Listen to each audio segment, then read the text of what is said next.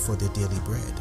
Food donations and other commodities for the well-being of the poor are given, with money to sustain the lives of those who dwell in makeshift homes and the homeless. He is a TV personality, a motivational national speaker who also found the talent in photography, videography, video directing and editing, creating television and social media content. A gospel artist who is also the current managing director of J Production Gospel Recording Studio and national coordinator and events manager at Make Jesus Known Movement Sierra Leone. He is also a director at the International Quest Academy, a subsidiary of the Heart of Quest Company. Success believes, above all, that he is on a mission to work for the greater good of society.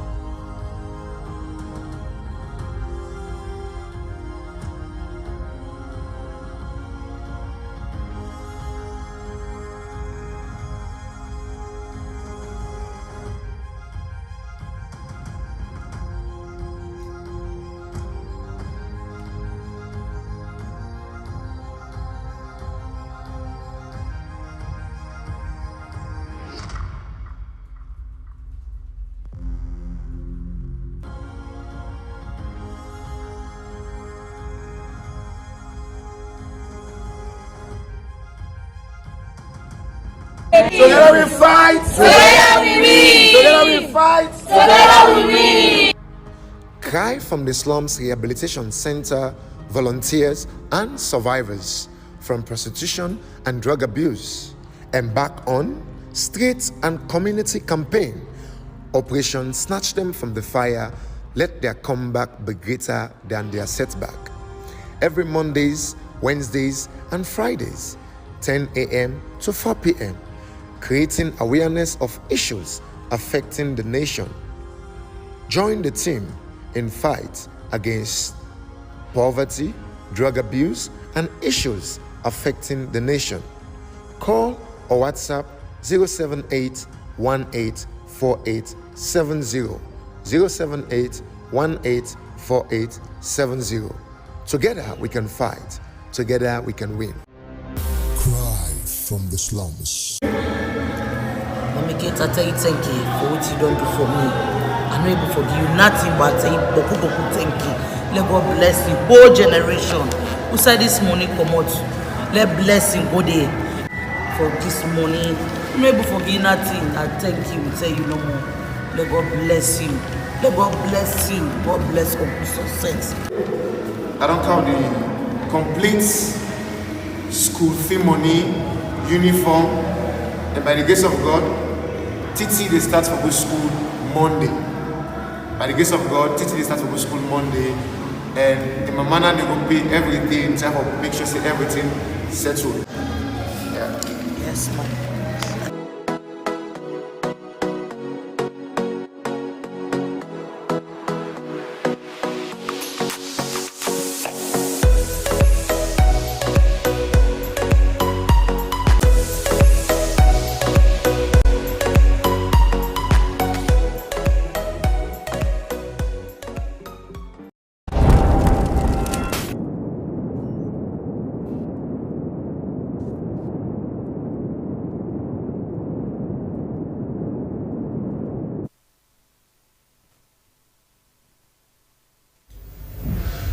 Formula Joe, this meals are where they come to you every Wednesday, 4 o'clock to 5 o'clock.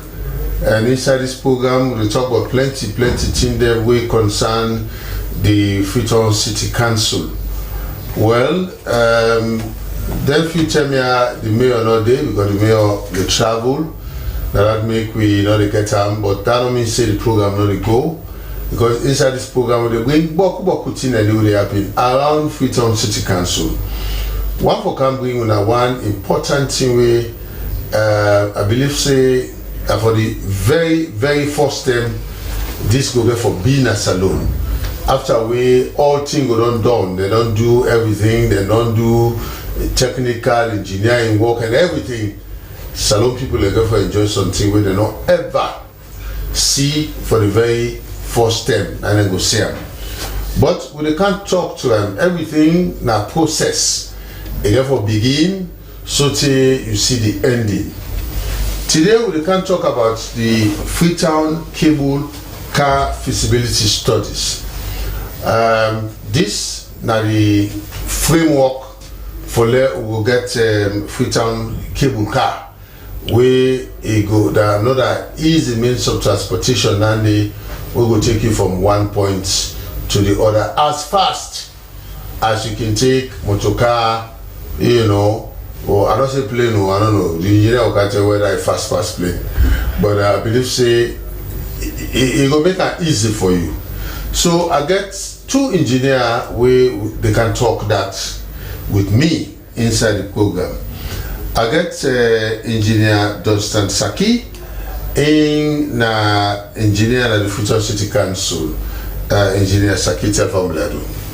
Fambo Leonardo. I tell her before, they not see you quick. Fambo Leonardo. Alright, then I get engineer Simon Johnson in a senior project advisor at the Freetown Cable Car Feasibility Study Project. Engineer, tell Famulado. Famulado.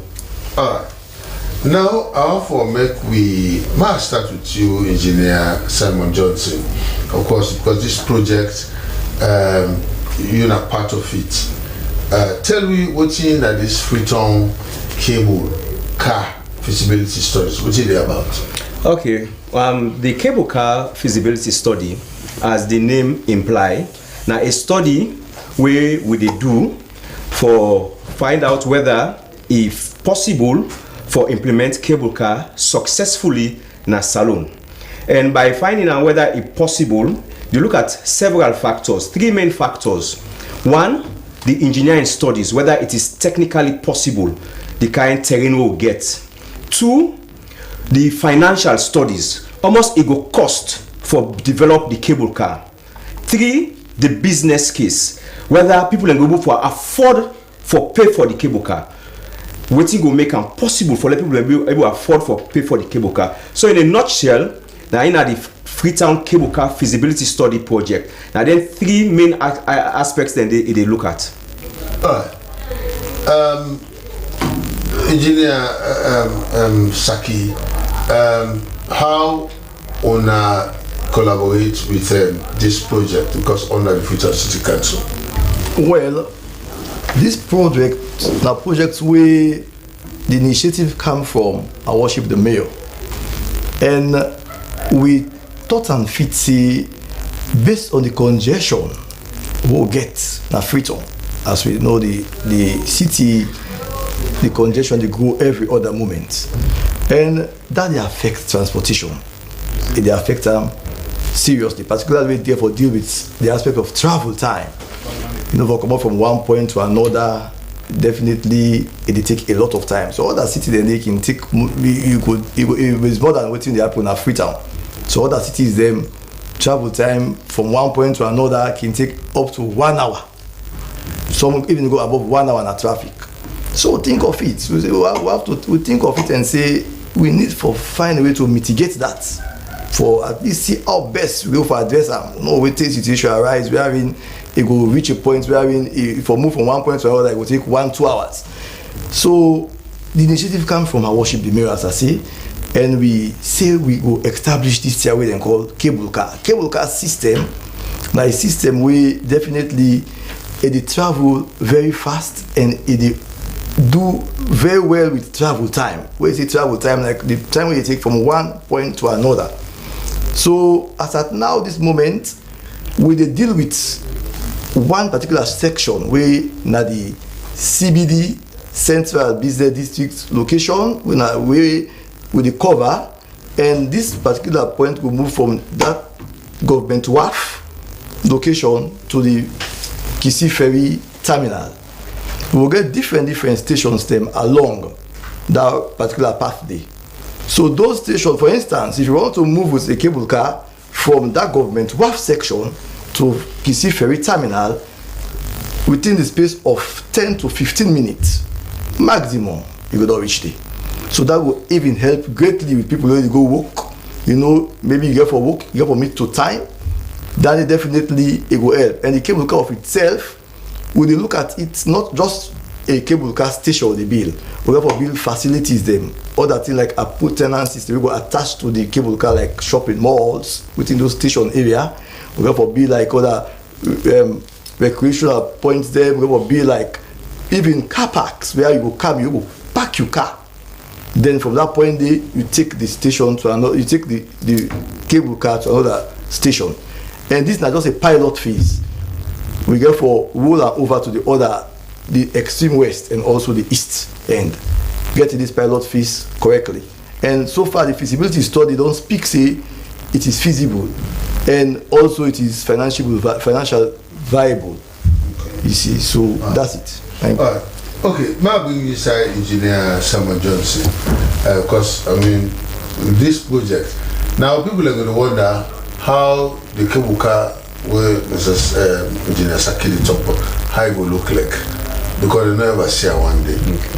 How it will look like, waiting you go deep pan, you not just get a proper description of how it will look like.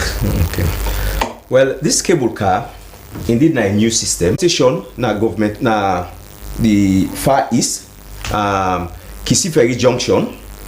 You get another station where the Usai Blackhole Road and the Hillside Bypass Road intersect. Another station go there. You get another station where they by the Hillside Bypass Road, close to Will Street area. You get another station where go there by the Eastern Police Section, by Abacha Street. They get another station now where go there na the CBD, not the government wharf. This station here, now the cable car, they take passenger, now they put passenger down. In between the station here, you get what you call pylons. Now you can see how the tower then turn waking all the heavy duty power lines, or the one the way they hold the mobile mast them. Now so the cable car get for high, some of them get for high, the pylons them. Now then they connected with rope.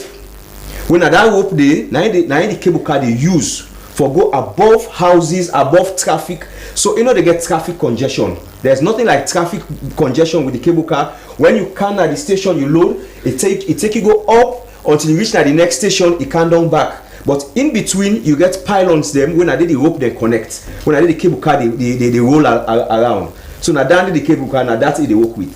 And also, it will be powered by electricity. And when I say it will be powered by electricity, this country, when we can talk about that, the people like asking court. Well, electricity, would that go power? Well, this cable car, because of safety standards, it's been designed with European standards. And the standards say you forget what we call redundancy in engineering. That is, you forget several backup. So the cable car, primary source of energy, now solar, backed up with batteries. Now the primary source of energy for the cable car, solar powered. Then you get EDSA connection, dedicated line from EDSA, where itself go they feed into the battery. So even if EDSA power cut off, the battery will get power for move the cable car go to the next station. Then for top down the all, we'll get backup, we'll get big generator sets then. We go for them at the station then.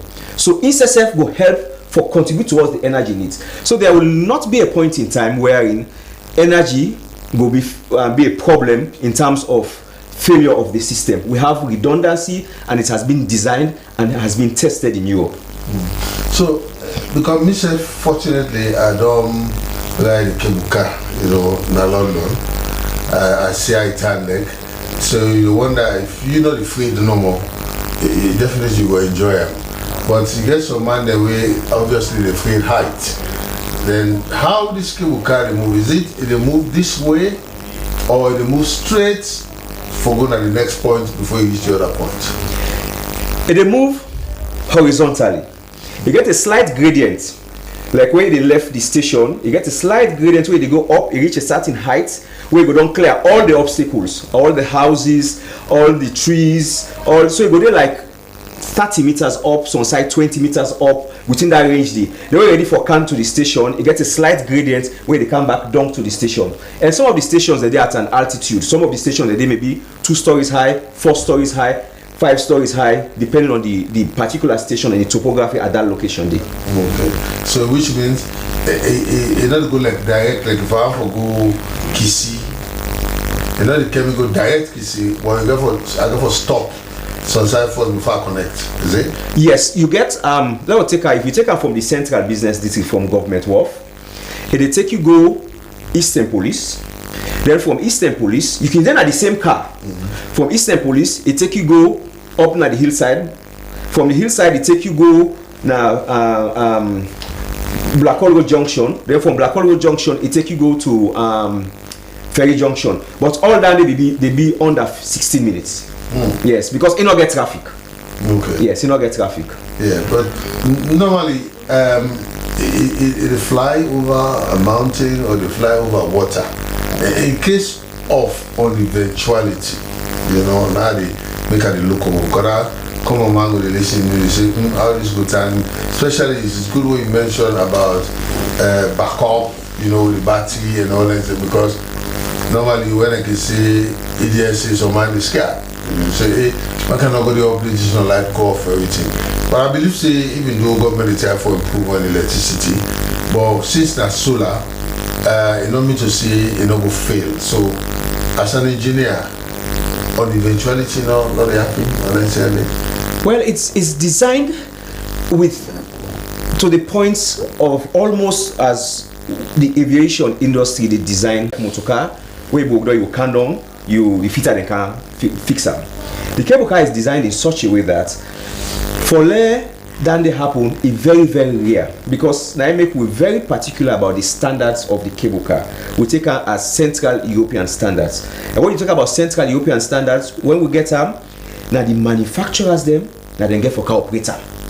Now they get for car operator with all their safety standards, and it will be checked regularly by the representatives then we get for the car. So that issue of safety, it has been taken care of. Now we get the backup system. We get the backup system in terms of the energy. We get the backup system in terms of if anything happens for let people and go reach them on time. All has been featured into the design. Okay. Yes. All right, Engineer, thank you very much, Engineer Johnson. Engineer Saki, I understand say, is it that the mayor will do a presentation to the Vice President today? Yes, it's not today. That happened yesterday. Okay. Yes. We have the delegation. We will get presently in a town the delegation for the full team of the cable car, the consultants. We carry out the feasibility studies, and we have another team. They are the people who are the manufacturers them for cable car. That's what they have been doing. Okay. So, and also we have other teams from different MDAs. They were all together working on the same project. So yesterday we go do a presentation of what has been done based on the feasibility studies. We go do a presentation to the Vice President for him to know exactly where we are and where we're supposed to move from as at now. So that was the presentation done to the Vice President yesterday with the full team from the mayor and his team, together with the consultants and the manufacturers. All right, now where the consultant and manufacturer don't come, we don't get the first stage. So what are the plans of council now for achieve or actualize that project? Well, now, as you rightly say, now step by step we move. Now the feasibility study don't prove that it is feasible, and with all the studies and we know move forward if we not get the finances.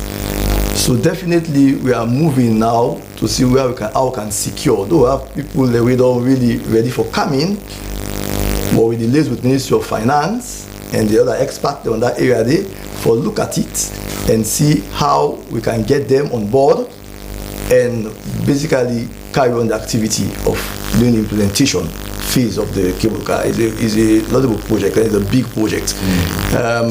It's something that will be costing within the range of $90 million. So it's a huge project, and but the good thing about it, it's financially viable, and it's something that can really work. Now, of course, you're into the project proper. Now, how them cable car and they look?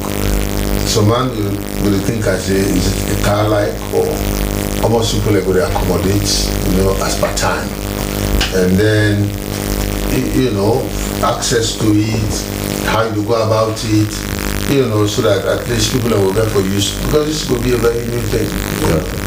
Yes, the cable car now like what we call a cabin, wherein you get the domot where they open, where go get 10 people will go sit down inside. Normally you can get seats there where they facing themselves. 5 sit down on one side, 5 sit down on another side, and it's disabled friendly, possibly with wheelchair or where they use crutch cable for access them. And also because of the nature of we people them, where we the design them, we meet with two people them and ask them what they want, and the marketing man then said, "How they own idea say they want for user for transport and market them." And being that the cable car, the Kandong, you get a station at Eastern Police, now a business district where we get a lot of people where they do market trading on that side. So we design the cable car, we get certain cabins them, we purely enough for luggages. So that when Makituma then go na the station, if they get them market them where they want for load na the cabin, that cabin they when it come, then go prioritize the Makituma then for load the market them. So purely it's a cabin, it's not like motorcar, it's like a cabin where guys sits there where they facing each other. When they're at the station, the doors go open, people then go inside. Where they about for left the station, the doors then go close, then it will go open back at the next station. So now like a cabin we will take, this particular one we'll get, it is designed for 10 people. Okay, yes. 10 people each at a time? Yes, each cabin, 10 people. You get multiple cabins. Okay. Multiple cabins. Like every minute you get a cabin where they come. Every minute you get a cabin where they come. Every minute you get a cabin where they come. That's why it's designed to take 2,000 passengers per hour. Okay. Yes. So I wonder, because the point of takeoff to the point of destination at each point, I wonder how is it that we go for C, say they go for a building, a tower, say they go for a building, a tower, who will accommodate passenger on them taxi then car is it that you say government one from 9 points? Yeah. Now the starting point, we go for C building, inside people who want to utilize the cable car, and then they go buy tickets, go on board, the car for going to a destination. Yes. So the project don't see potentials, not over just for build the cable car station just for cable car no more. The cable car stations, they become a business hub, a business center. You get a ticketing section, but at the same time you get restaurants, you get shops them, you might even get malls them, because some of the stations now multiple levels. Like the government station, I think is designed for like 5 levels, where the topmost level, the 5th floor, now in the cable car go there. So all the other floors them go get shopping center where you go for rent out for generate income, and that will attract more economic activity towards the CBD. So the other stations as well, it's not just for cable car. You get other economic activities then where you attract, that center there. Okay, now because Engineer Saki talk about looking out for donors, people, financiers, people who can put couple. But I understand, say, of course, they deal with the company, the manufacturer of this cable car and some other people and all kinds of. Is it that they're not already can sign for airport produce, or what that they want? Okay, this some time this year, we be go to a place called Essen in Germany, where they can get an exhibition where cable car manufacturers them can do. So we were fortunate for day with the mayor, where the mayor meets with several, at least 2 cable car manufacturers then. You know, one based in France, the other one based in Austria. So both parties don't show interest in the project, and one don't show interest to the point that they meet the government for see how they can for seek financing for the project. You know, so that is a good sign that manufacturers them don't show interest in the project, because when we designed the project, we had the manufacturers them for look at with designs and confirm the designs, so we get confidence in with designs, and then they make the manufacturers themselves don't get interest in the project, because one, this is going to be the first time in West Africa for such a project occur. So the manufacturers themselves they look at and say this is an opening into the African or the West African market. So if they are fortunate for get a project in Sierra Leone, probably if Guinea is interested, if Liberia is interested, if Nigeria is interested, they already have one foot on the ground. So the manufacturers really don't show interest, and even one of the manufacturers, their representatives, they're not free to right now. You know, yesterday in we meeting with the vice president, the manufacturer did a presentation to the vice president and explain the interest we then get into the project. So that's how far we have come. Yes. Okay, Engineer Shakina, Future City Council, how Nago, you know, because you get for create awareness way before even we start, for let people know say it's a new thing, you know, and considering the attitude of people, you know, for let, you know, sometimes foreigner will come and will use that in the make them not going to be time in the condition where they will say, not so better over there. So how council ready for, you know, the awareness, you know, for let people understand properly about this new thing where they come? Yeah, thank you. Definitely very important you see so. And definitely as a council, this is just the start. We have to really sensitize people. Sensitization, we will be very strong enough for many people to understand exactly how this thing they work, how the system they operate. Though, as my colleagues say, in the operation of the system, the manufacturer then cooperate the system to the European standard for ensuring we get sustainability in them. Because then thing there, if we not do them in the proper way, we know get them right, the sustainability will be a challenge. As you know, the culture of people where we in our place. So we get for really ensure we maintain that European standard, and we get for sensitize people. Definitely, we get for sensitize them a lot. How to go about it, and make them know waiting, you know, the usefulness of it. That if we get this kind of system here, how will it help in the aspect of transportation? You know, it could be like an integrated transport system, wherein it fit into what we already don't get. You know, so as I've been mentioned before, we'll even look at having car parks and then stations in there, where some man go come a post parking car and use the cable car to various destinations in the shortest possible time. So people will know the importance of it, how it is, you know, useful to them. Then with that, themselves we're able to fit themselves and make sure we maintain them, because other part of the world, that's what is happening. There is a system, and they know, it will not be deviated from a government. That same system, they then go make the thing move like I for move. So we got to sensitize people, then definitely that have to be. In fact, we don't even start that. Within the feasibility studies, they don't begin start that. That has already been started. They don't begin sensitize people, talk with people, and know interface with them one-to-one and make them understand, and we get within their own view of it, and we tell them the reality of it. That there was a whole consultant for that. There's a report on that, and we go for continue for doing. So we want for assure family and see that area as a council we will take care of them. Well, I say will not get something, is it true that council get something that is more for when you talk about awareness in terms of this project? Today? It's today. Now that's when I'm actually when I do. Yes, yes. Alright, okay. How is it look like?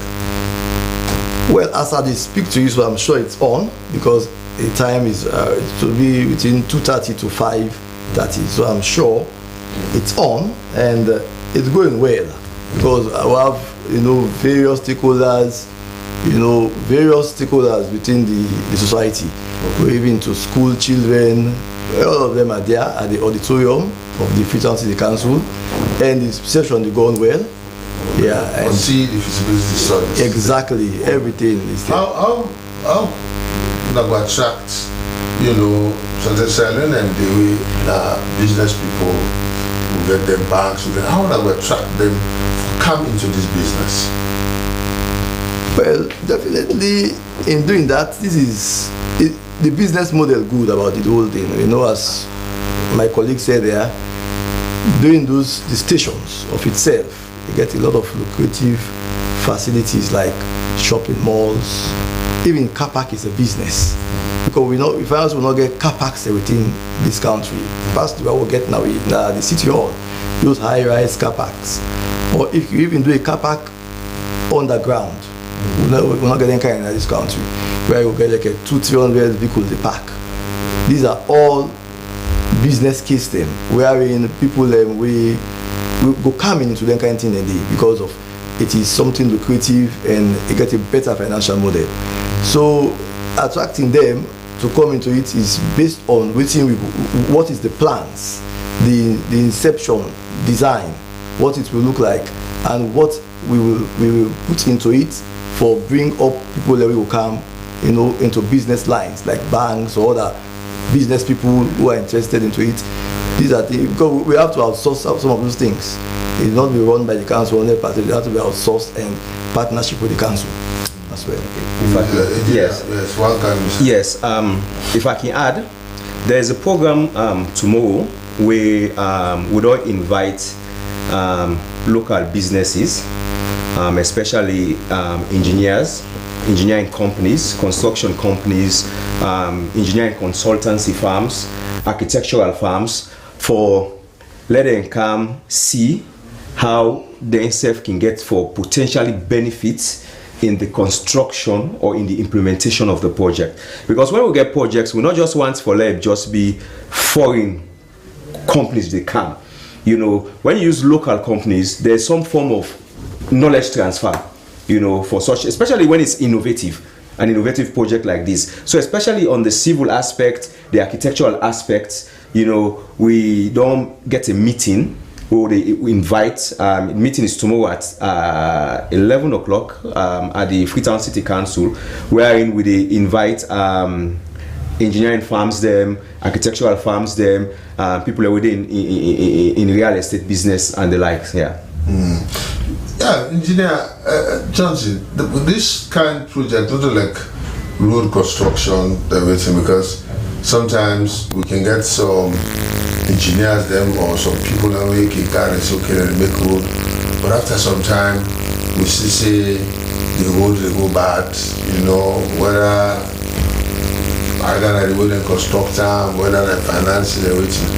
This one, I would say almost they up the air, in terms of guarantee, because even though we got local engineers that we can do something, but then you ever think of, this one is suspect, and then how guarantee, because you talk about hope. I want to explain that slightly. How's kind of hope? Okay, now steel cable then. And it is designed in such a way that the thickness of the rope is designed to take more than 10 times the weight we get for carry. So they're not designed for just tote the weight too. When you calculate, say this weight get for take 10 ton, you multiply by 10. You understand? So you could take 100 ton, but not 10 ton load you the gang. So it guarantee. Then the cable them get the time where every year you get for check them. They're gonna take out. Every year after you get what you call a maintenance schedule. So you therefore follow that maintenance schedule from the manufacturer. Now make that the implement the company them with the maker that they get for car runner. You know, and from where they run and Europe, so one day we'll not hear about that kind of problem they would with master as a man cable car. So that same system they can implement now. Okay. Yes. Well, it's good. Yes. Yeah. Just to add to what my colleague said, you know, in engineering, there is what we call factor of safety, and this not to take into high consideration. We copy this thing from like a place in South America, Colombia called Medellin. We have been there and we really don't see waiting them do. The cable, the very thick cable, we will be up to about you read up 25 millimeter thick. We will carry more than excessively the load of weighting actually in the carrier at that given time. Besides that, it also gets a support safety, wherein another attachment we know would be no load. We just there for safety measures in case because you cannot rule that out 100%, but which though not ever operate, but just in case there will be a supportive, we will carry, we will transfer to another section, we go run. So like basically the thickness of it, if it ever fail into any aspect, there's a support. We will still maintain and run until it lands safely, but that have never happened. In fact, we never have that in those mass transit. See that don't ever happen based on design. We will follow the same design than even at the European standard. Now they bring Canada. So I really fear of people on that aspect of see the cable, anything will happen. No, that's at least the fear of that. That we have take into consideration highly on that. Okay. Engineer Johnson, now people will say service alone, like Volleyball Society, people will say, okay, if you want to talk as so then they all over the China, you work with dining work and bring Kaya. Because we know say that very new team and it will be very first step. I let people in fear. They say, well, not to second hand. Yeah. So definitely not to second hand cable car will bring come. You know, in fact, as far as I know, second hand cable car they're not there. You know, they're not there because when they don't outlive in useful, then they decommission them. You know, not like motor car we passing go by as an individual. Any side where you see cable car day. Now a cable car manufacturing company now in the day. Not to cable car salesman the now the manufacturing company, the one with the manufacture and set now they go there for go implement that. So second hand cable car not there. Now brand new cable car and now that we system based on. Alright. Okay, yes. So in other words we follow the international benchmark. Yes. You know. Yeah. We for make sure. Because people sabi will say, well, they are second hand they go bring income. So that make just one for the clear or I need a fair say cable car second hand not day. They did that from scratch. But then that team way the manufacturer they cannot be already come or they had any come assembler. Well, you get different components. First of all, the station they had in the build now construction, concrete and cement, metal, the station they had. The towers, the base of the towers, then go build now. But the metal components of the towers, then go ship the car, then can assemble out crane. The towers, the components, they're so big, na crane. And not to the kind of crane where the ace and self, they never carry the crane back for can do that. We will not get any kind of crane in there. The cable itself, they get for ship then come. The components of the cable car, the car itself, they get for ship then come, they can assemble the all now. All they can new. Most of the components they come fresh. The only thing that we go do now the cement, concrete, then concrete works, then civil works, then go there. But the one the way they come on that come now overseas they come. And whether they come, even when it comes to the construction part in terms of the cement and this and that, the manufacturers over under they get their representatives now Now the representatives they implement now according to their standards because they get a particular standard where you for meet for let the components can fit into their standards. So they have to be very strict about that. Yeah.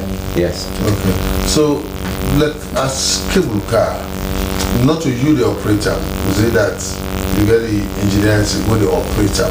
You only they go inside because you are when you see you at a station, they come open and go inside, the lock, they take off.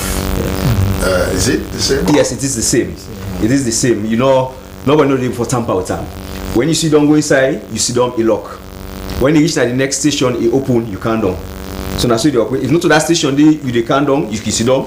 They go back to the other station. If Nasa we get for change station, you can't down, you go to the next station. So now so they operate. You don't get nothing for do time. They operate automatically. You get the man there with the day na the booth. With the control center, now they control all things. And they control, monitor everything. So nobody will no concern, not go for deal with them. But then, how they go impact that knowledge there to we own people? Because no say a huge project we go for create employment, but how they go impact that themselves young people in that? Well.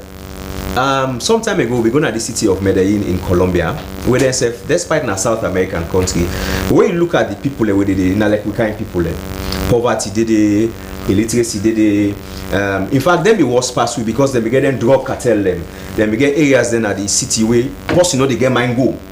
But when they implement this cable car, the first thing what they do, they make a community project. They call the community elders them, the community people them, they make them know say, this is your project. Take care of it. And it worked. You know, it worked because the people that know say, this project they bring income. People that they can't sell. They bring income. And they make you picking and able for go school on time. And they make you able for go work on time. And they make you able for go hospital on time. So people took care of the project. So this project also, we are selling that message to people. Right now, we get a comms expert on the team where they develop communication messages for go out to the community, for tell them how they get for use this cable car, waiting at this cable car, how they for protect this cable car, and this cable car, not their own. Not to government you, not to me own, now we all own. Yes. All right. Okay. Thank you very much, Engineer Johnson. Well, Famulem, in case you just joined me, this the Mayor's Hour will come to you every Wednesday, 4 o'clock to 5 o'clock. And inside this program, we talk about a lot of things where Freetown City Council want to do. And this is one of the projects that we come out from the mayor. So this is the mayor initiative. And you don't see, say now, we get engineer them as studio, we get engineer Dr. Saki, and we get engineer Simon Johnson. We, of course, the country about the Freetown Car Cable project. They're on the feasibility studies now. Foresee how this project will get for look like. But by waiting, they don't see how they don't see. Because I see the way, in fact, we engineer Johnson the top. It shows say happy that it's saying a viable project. Now that make even engineer Saki himself confident say now a project we get for benefit Sierra Leone. We, of course, a lot of income will get for CAM, a lot of employment, a lot of benefits. Even you be business somebody, you get for benefit out of it. So something where the benefits majority of Sierra Leonean, I think to say we go for Olam in Tuan, you know, with Tuan. Even if it's possible, say Ola with Tuan and Tufut, so that at least we will not say it will benefit everybody. So we'll go for a short break. We'll come back, we'll continue with the program.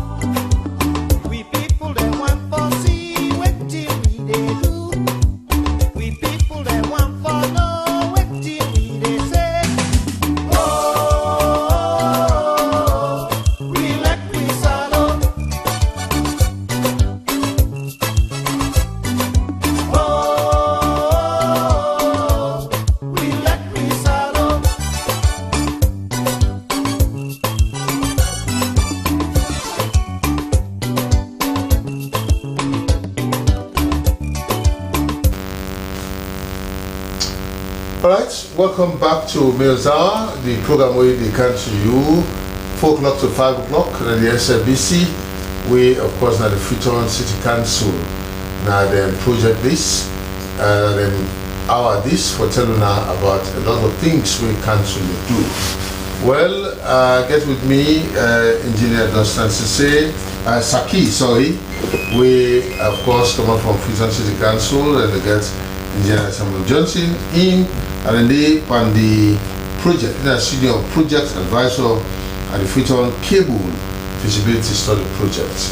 Well, gentlemen, Engineer Saki, now this feasibility study, we also look at because like putting people like, because even though when new thing they come, some man go say this not good there, not for we, not for we kind. You know, this you get level or everybody? Well, this one na theory come for everybody, and this we really don't take into consideration the fact that people we not even go, we go feel say not go, we go meet, we cater for them. We cater for them. If you look at the, I would say something on the cost aspects, which would they look at? Yeah. You know, all waiting from a station, one station to another, you go the cost about 8 millions. About 8 millions. When you move to another, when you move to the other station, you could make maybe an increment of just 2 millions. But to the extreme end, to the other extreme end is about 16 millions. 16 millions, end to end, 16 millions. But when we look at the other things that we involved into this, you have to consider the time, the travel time, wearing and the safety and the comfort. Because you know go and sit down at traffic probably for up to 1 hour during peak hours. You not get peak hour in the aspect of travel time. When you come up from one point, the most time you will spend is about 15 minutes from one station to the end point. So maybe from one station to another, you will spend then 6 minutes, 7 minutes. So you know, say you and time now, we can say time value. Time is money. So when you get something for do, you know, say you very effective with time. And they build up they build up the economy more, because even thinking of the workplaces, you know, say you can't work early. You will move from one point to another at this given time. You short your time. So we'll take into consideration all that. Then secondly, again, we even consider for reduce the cost we count to area like older people like disability. Because first of all, those people with disability and thinking of school going children, those costs will come down for them. The studies speak to that.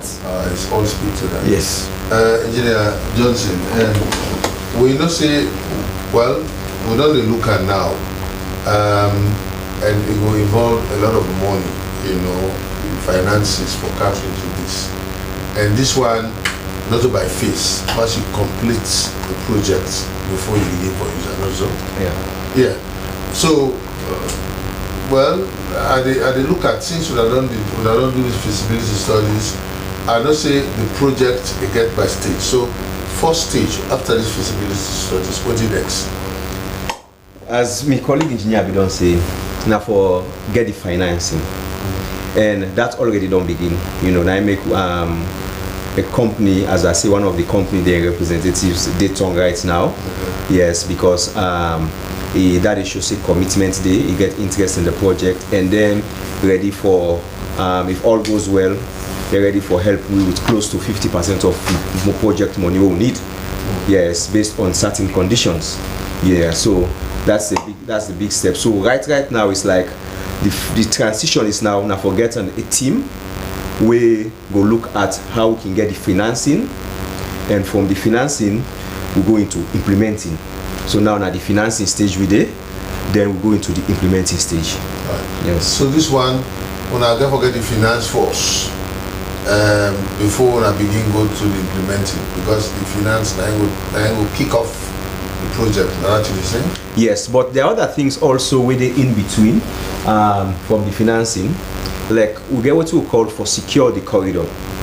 You know say if you always see empty land there, if you know watch I'm good, possibly they go sit on there. Yeah, so the side that we would I mark for the project during this period where the secure financing, we try for protect them. And for that we don't meet Ministry of Lands for help with for protect the corridor. By corridor I mean the side where the cable car get for pass. You know, we get forget certain restriction in building heights. Yes, building heights. You know, get 10-story building, 20-story building, outside the cable car get for pass. Because right now, how the building and they right now, we don't measure the all with a drone. So we design the system with the current heights, the way them building and they get right now. So with the engaged Ministry of Land say, them building they within that corridor they let them maintain the heights then they. Yes. The side that we pylons then get for them, we don't engage Ministry of Lands as well. Then side and they let them left and vacant. Let them not give people them permits or let them not sell and give people them. You know, we they try to get the stations as well. You know, we they engage the entities them. We currently get the stations them for going to an agreement for the stations there. So that then thing they will go they carry on they do, whilst we they work on the financing, then we go to the implementation.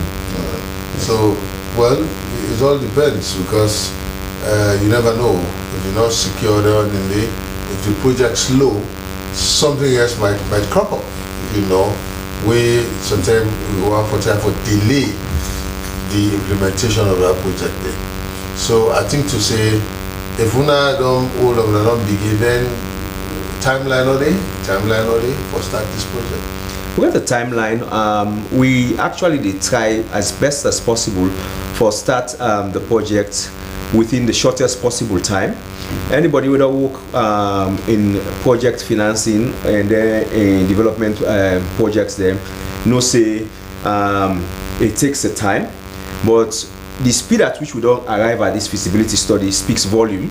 You know, within 2 years we don't get a feasibility study and we don't develop a business case for the cable car. Then also we don't able to attract financiers that were interested in the cable car.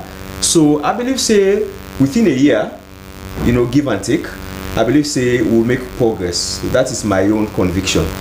Yes. Okay, Engineer Saki, we go now. What do you have for left with parting board? Well, I want to tell Freetonians in particular, because this is now for Freetown in particular. I want to tell them, say, this thing I will all get them. Let's all put hands together, we put shoulders to the wheel, and ensure see we see them in real.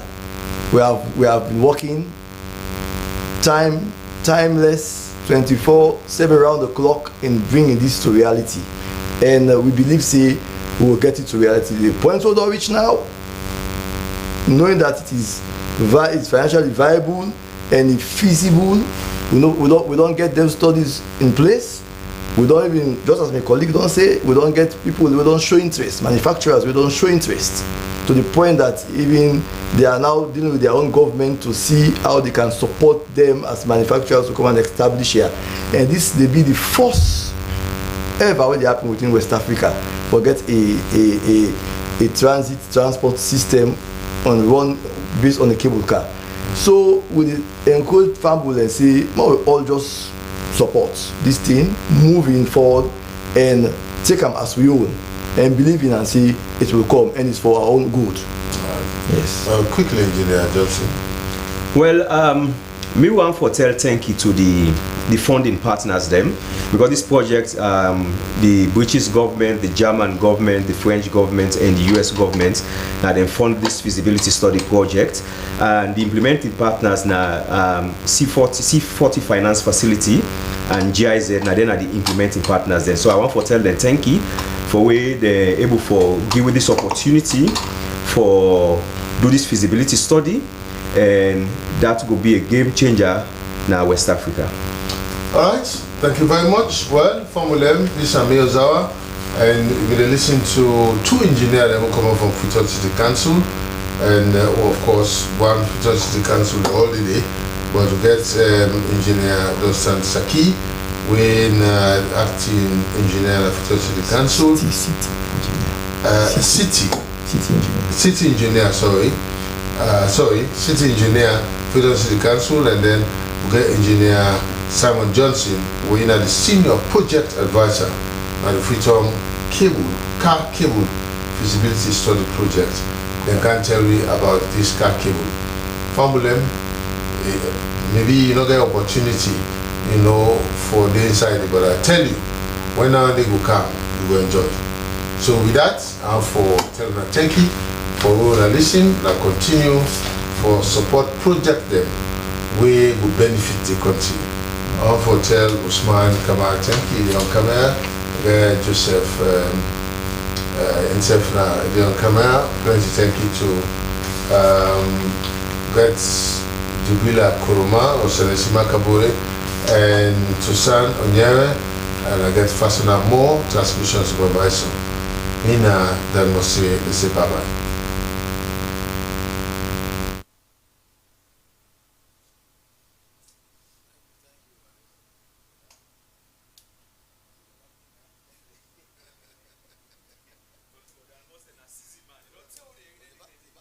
In this video, we shall be shining the light on Sierra Leone, telling you everything you need to know about this beautiful country.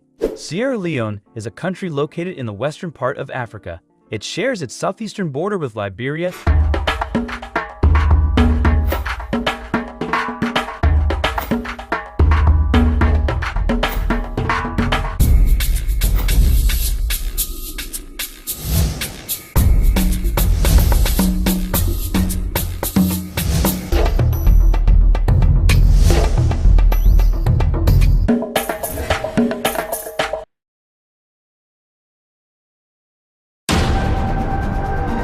Sierra Leone is a country on a new path of development, a new direction. As we awaken to a new sense of patriotism and pride as Sierra Leoneans, the SLBC brings together enlightened senior citizens with much experience to help steer Sierra Leoneans on the path of a defined course of pride and consciousness, a constructive nationalism. So, join the SLBC for the program Constructive Nationalism. Come and let's build Sierra Leone every Saturday at 3 p.m. on the SLBC. Constructive Nationalism on the SLBC.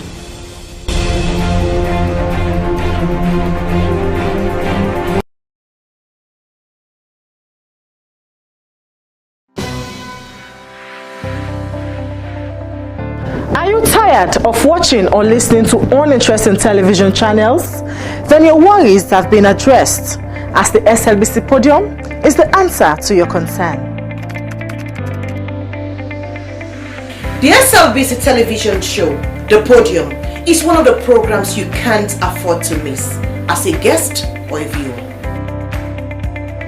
Oh yes, Podium is a show where the mighty and the low will like to sit, because it is a trusted medium to channel your views, concerns and aspirations for Sierra Leone and other happenings around the globe. Podium is where you get breaking news, because everyone wants to talk to us. If you hear it on Podium, ask no further. Don't forget to join us every midday from Monday to Friday as we ask the hard questions that you otherwise would have asked to the newsmakers, the movers and shakers of events. Don't miss the opportunity to be part of Sierra Leone's topmost midday show, The Podium, where the agenda is set for others to follow. Thanks for watching. God bless you. Goodbye.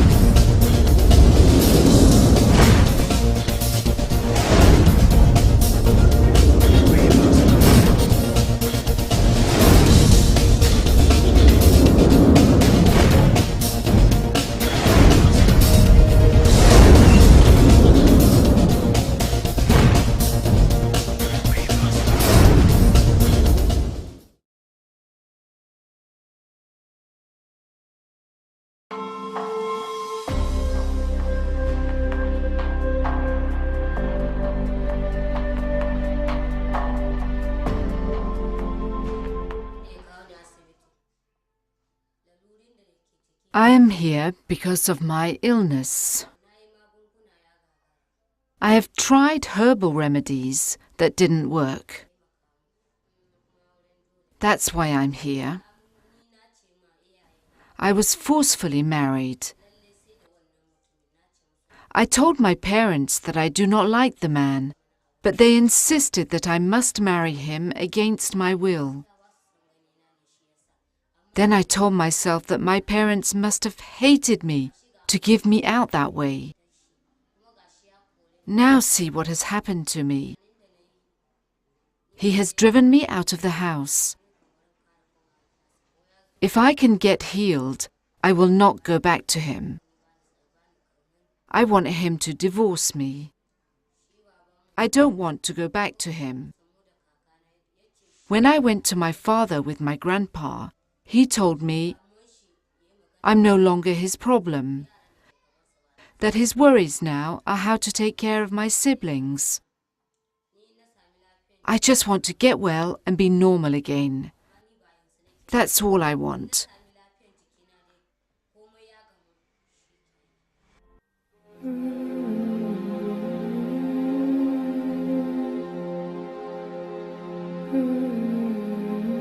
The battle to eradicate the practice of child marriage is being fought on a daily basis across West Africa and the world.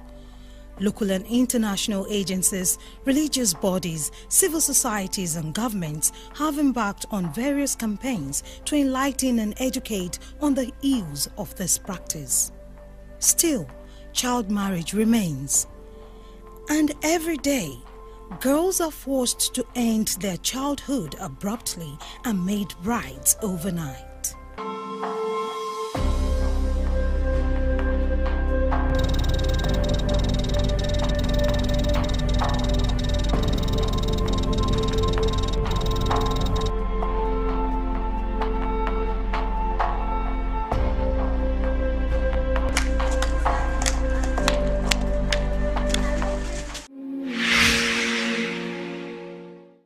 Mariam, come here, come here. I say, come here.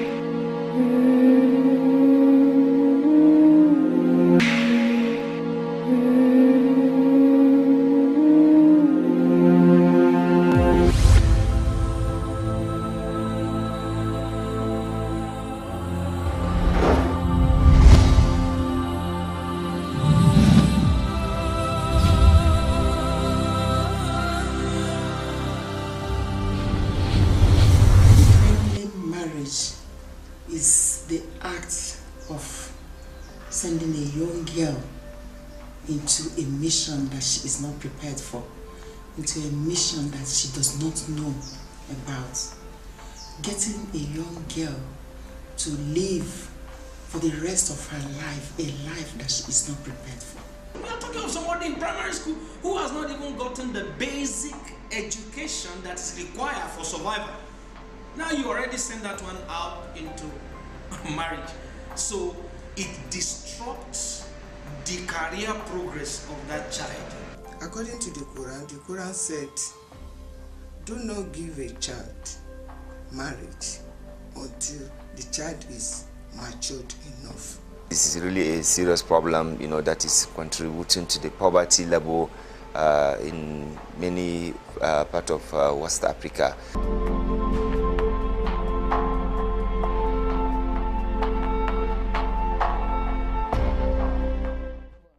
Early marriage is giving the child in marriage before the age of majority and then without their consent. Giving the child without their consent when they have not reached the legal age. For me, girls who are victims of violence are the girls who psychologically are labelled by society and psychologically will no longer like marriage.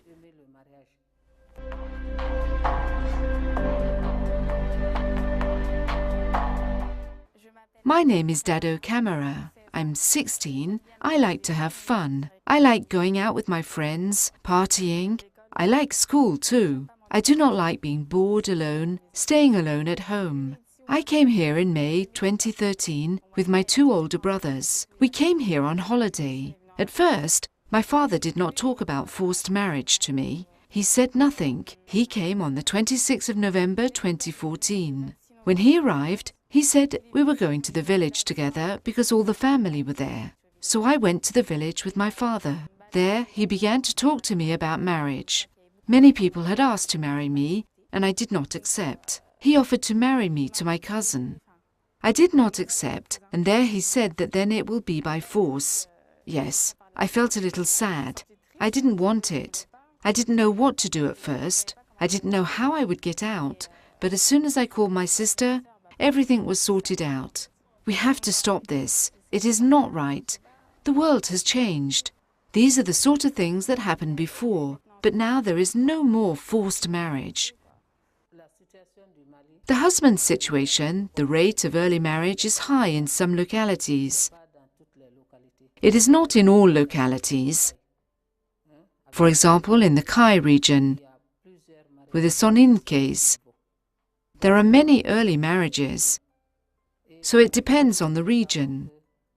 And today, we know that with the rise of fundamentalism, girls are married early.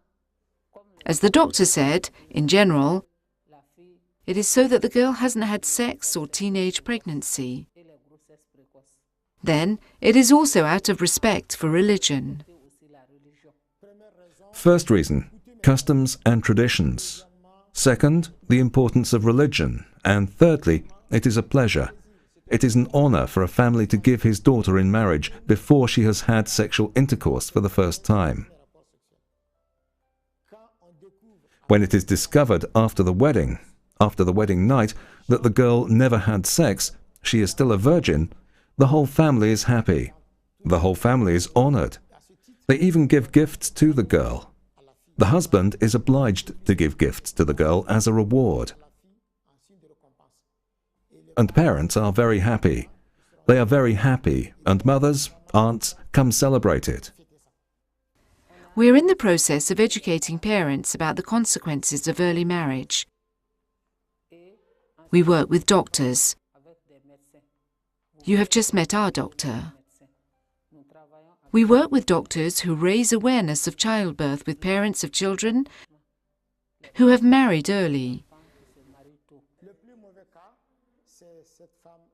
The worst case is this woman.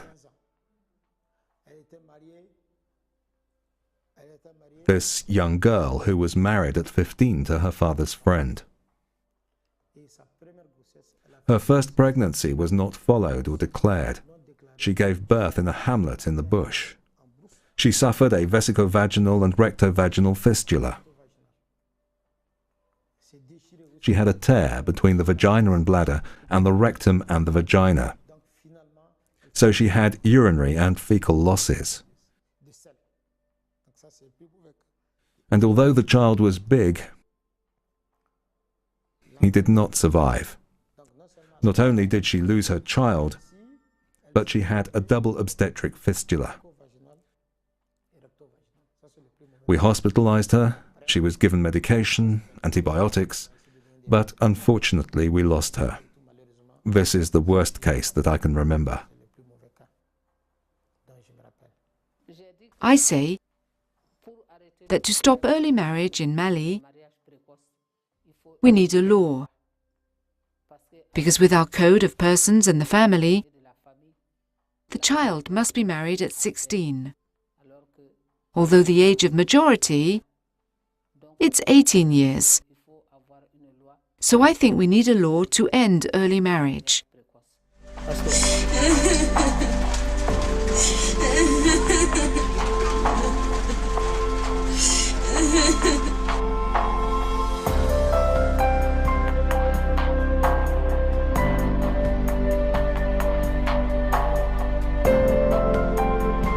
Niger has the highest rates of child marriage in West Africa. 75% of girls in Niger are married before the age 18. When these offences are committed, there must be prosecutions and consequently sanctions against the perpetrators of these infractions. I am an example. I still remember when I was in primary school. One day, my family introduced me to a girl about 8 years old, and I was made to understand that she would be my wife. Me? I was surprised. I said, "But why?" They said, "It is out of respect for our traditions." I said, "But tradition must change, and it has to be a good thing. So if you give a girl of 8 to be married, you prevent her from going to school, which means you are holding back her spiritual, moral, and physical development." In Nigeria, Northern Nigeria has one of the highest rates of child marriage. Early marriage, in Nigeria and in many parts of West Africa is one of the most serious issues that is undermining the growth and the development of young, girls. In the sense that, in many places in Nigeria and in West Africa, young girls are taken out, from school for marriage when they are not actually even matured, enough to be given out for marriage. You find out with statistics that 1 in 3 girls below the age of 18 are actually given out in forced early child marriage, and 1 in 9 are given out in marriage before they actually became 15 years of age. So the situation is quite alarming in the country. The Child Rights Act, passed in 2003, set the minimum age of marriage for girls in Nigeria at 18. But the provision to execute this law remains undeveloped in many parts of the country. The issues about early marriages in Nigeria has to do with issues of religion, it has to do with issues of tradition, it has to do with issues of poverty. It has to do with issues of illiteracy, so you can expand it as far as it goes. Most parents believe that by giving out their girl child early for marriage, it's also a way of securing their virginity and the family honor. There is such a divide in the country. Poorer people seem to be a lot. So when there is a situation like that, there is shortage of resources for family. So they are only left to the option. It's more like the child is the only valuable thing to be traded. So they end up trading the girl child. And we live in a patriarchal society. Poverty goes hand in hand with gender inequality that we have in Nigeria. The girl child is viewed as not so valuable. So they tend to say, "Oh, I can invest in a boy because he's bringing back to me. But when I invest in a woman, she's taking it to her husband's house and it's not going to pay me."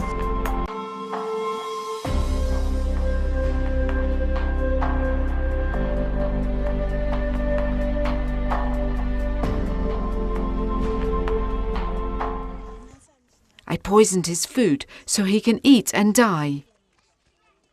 I did it because he forcefully married me. I want him to divorce me, but he said no. He stopped my education, and I want to continue my education and be a medical doctor. My parents told me to be patient, that I would learn to love him with time. But all I want is to finish my education and be a doctor. Parents should stop marrying out their children forcefully, because they don't know what they would face in the marriage.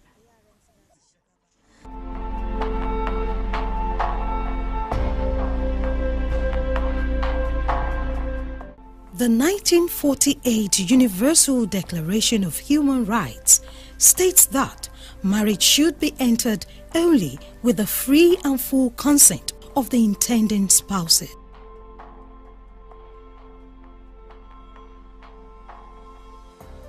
Whichever way you look at it, either from the cultural aspect of faith, from the religious aspect of faith, and from the economic aspect of it. I think parents have great responsibility to play in taking care of their children and not just pushing them out to go and get married at an early age. We need to promote gender equality, because we discover this thing is mostly with the girls, giving out the girls out for marriage to make a living. So gender equality should be promoted or be encouraged. Corruption must be addressed. Poverty must be addressed. When people are educated to know the ills of child marriage, they are better informed and able to take decisions like this is unhealthy for my child. And also when you look at the psychological effect, a child giving birth to a child, she's not prepared for it. She's not prepared for motherhood because she's a child. She's not emotionally and physically prepared for it. But when you actually go about educating people and creating awareness, they are better informed to make appropriate decisions to actually protect their children.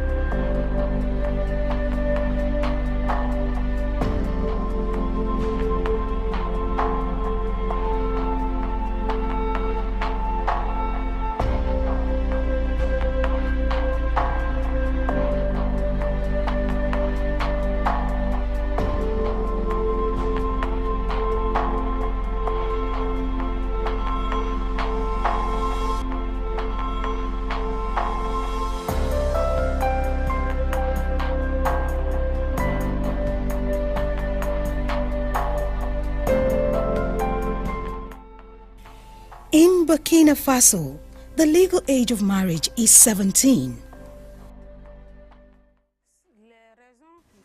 The reasons that make it difficult to eradicate child marriage in Burkina Faso, as everywhere else,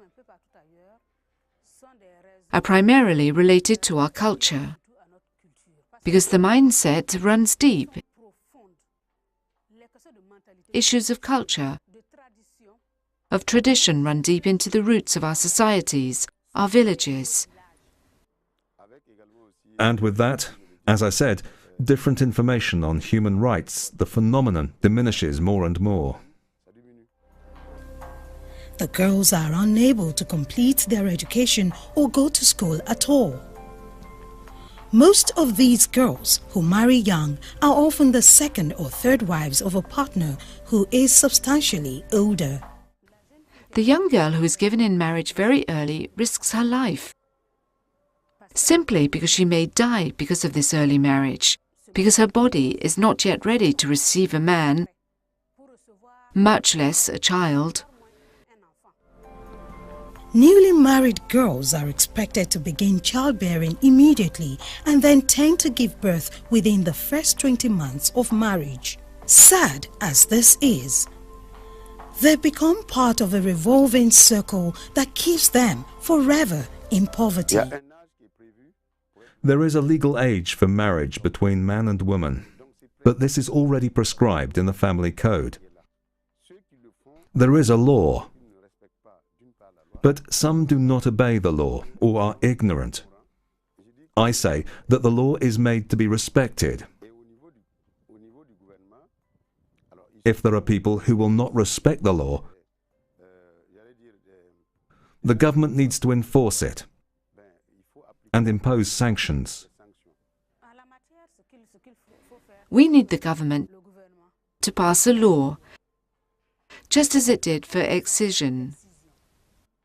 We need the government to support the fight against violence by adopting legislation, punishing infractions through imprisonment or fines, so that people understand.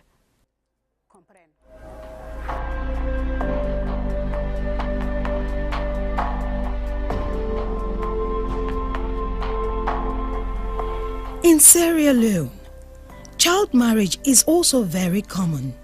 In the rural areas, 61% of girls are affected by child and forced marriage.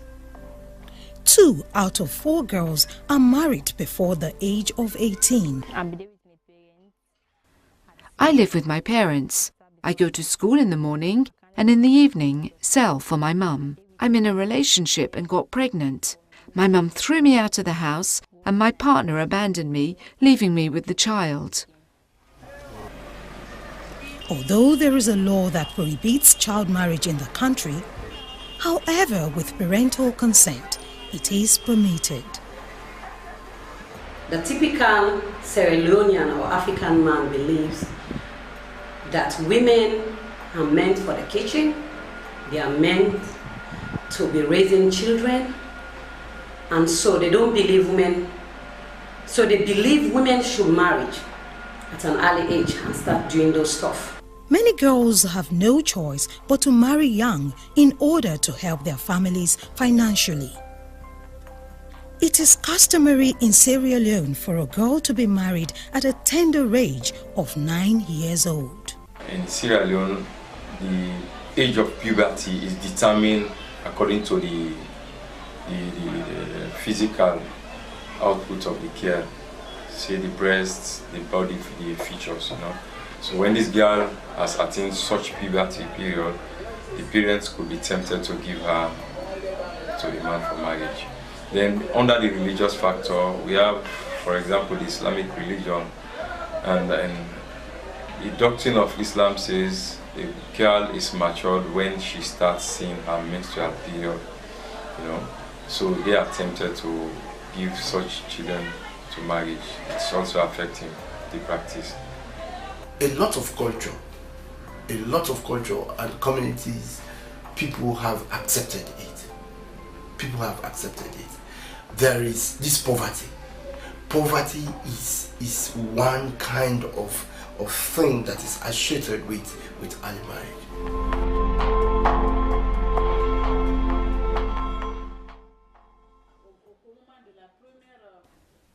From the time of the first pregnancy, there is suffering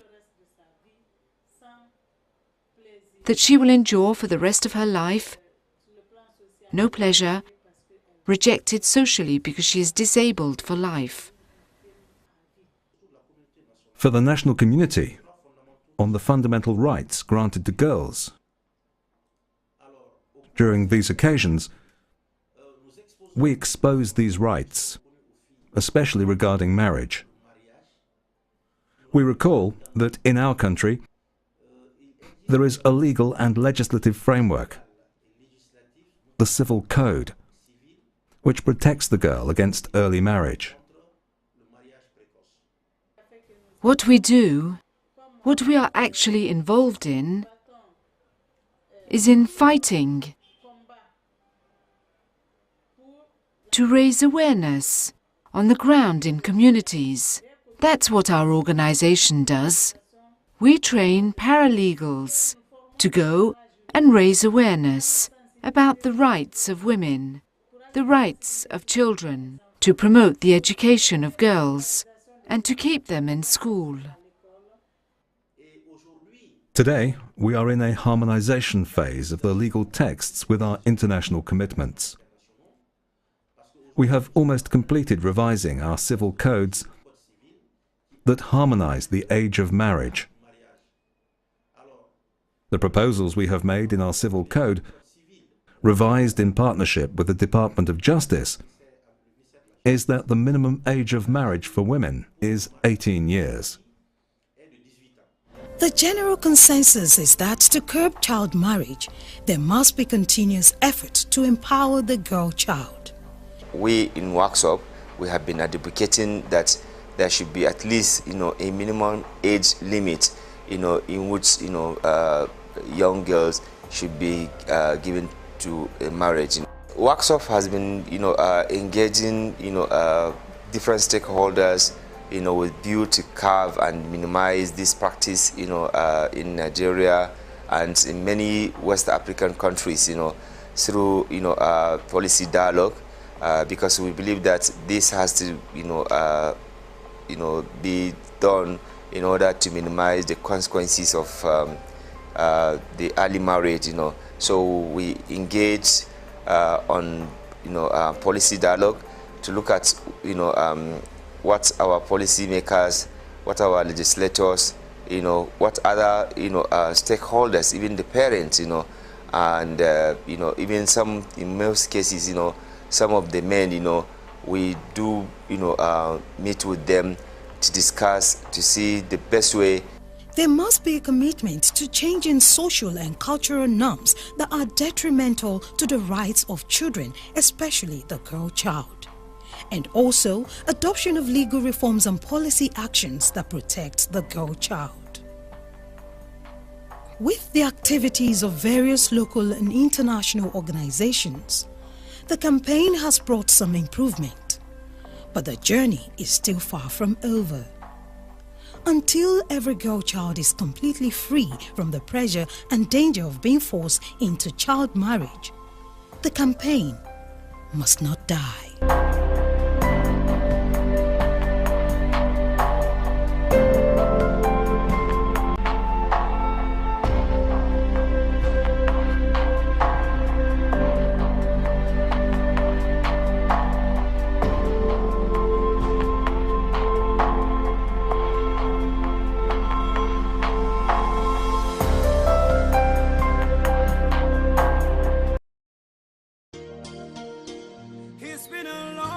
In a small village in Lira, in northern Uganda, a joyous celebration is about to take place. A bride has come back to her home village to partake in probably the most important ritual in a Ugandan marriage, the introduction, or kwanjula. The whole village is invited to witness this colourful and vibrant spectacle. Many cultural dances are proudly performed, and many gifts are exchanged between all the members of the two families. But few Ugandan weddings take place without a certain degree of negotiation, ranging from simple requests for the bride's well-being to hard-fought demands for livestock and cash for the bride's extended family. So even while the celebrations continue, the bride price, or at least the livestock part of it, needs careful inspection. Then, in a nearby house, the families meet to check that a list of demands have been met. Amid the smiles, there is often a tension that runs through the meetings. Has the price demanded for the bride been paid in full? Lists are ticked, and careful records are kept. Envelopes of money are passed from hand to hand. Once the checks are over, the groom is formally introduced and welcomed to the gathered guests, and the party can really begin. In many cases, it ends there, and the couple go on to lead happy and healthy lives. But in a striking and worryingly large number of cases, bride price can lead on to misery, poverty, submission, and violence. Which leads us to ask the urgent question, what price, bride price?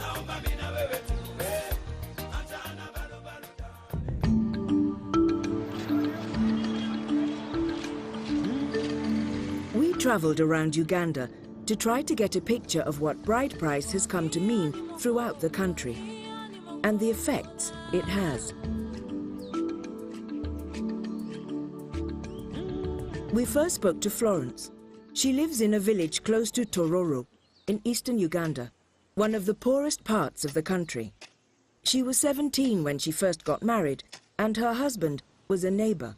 Her parents asked for 3 cows and 3 goats for her. But soon after their marriage, his character started to change. Atandika kundekao ngaja kunania bakazi bandi ye mukobako ngatandika kunkuba ate nga nkuba akoba ndi alikuba mali ye akuba nte kuba baba we yasasula nte zenga ndi awo nfumba ka hoteli yange ye mubuuza ku nti banange sente tukola kano sente aye sente dijjaga awo sobola kumubuuza kuba nze nti amakuma kage sina nzira amaani gona kumubuuza ekigemagana na sente ye nkola awo ku hoteli. Florence tried to leave home and go back to her father's house.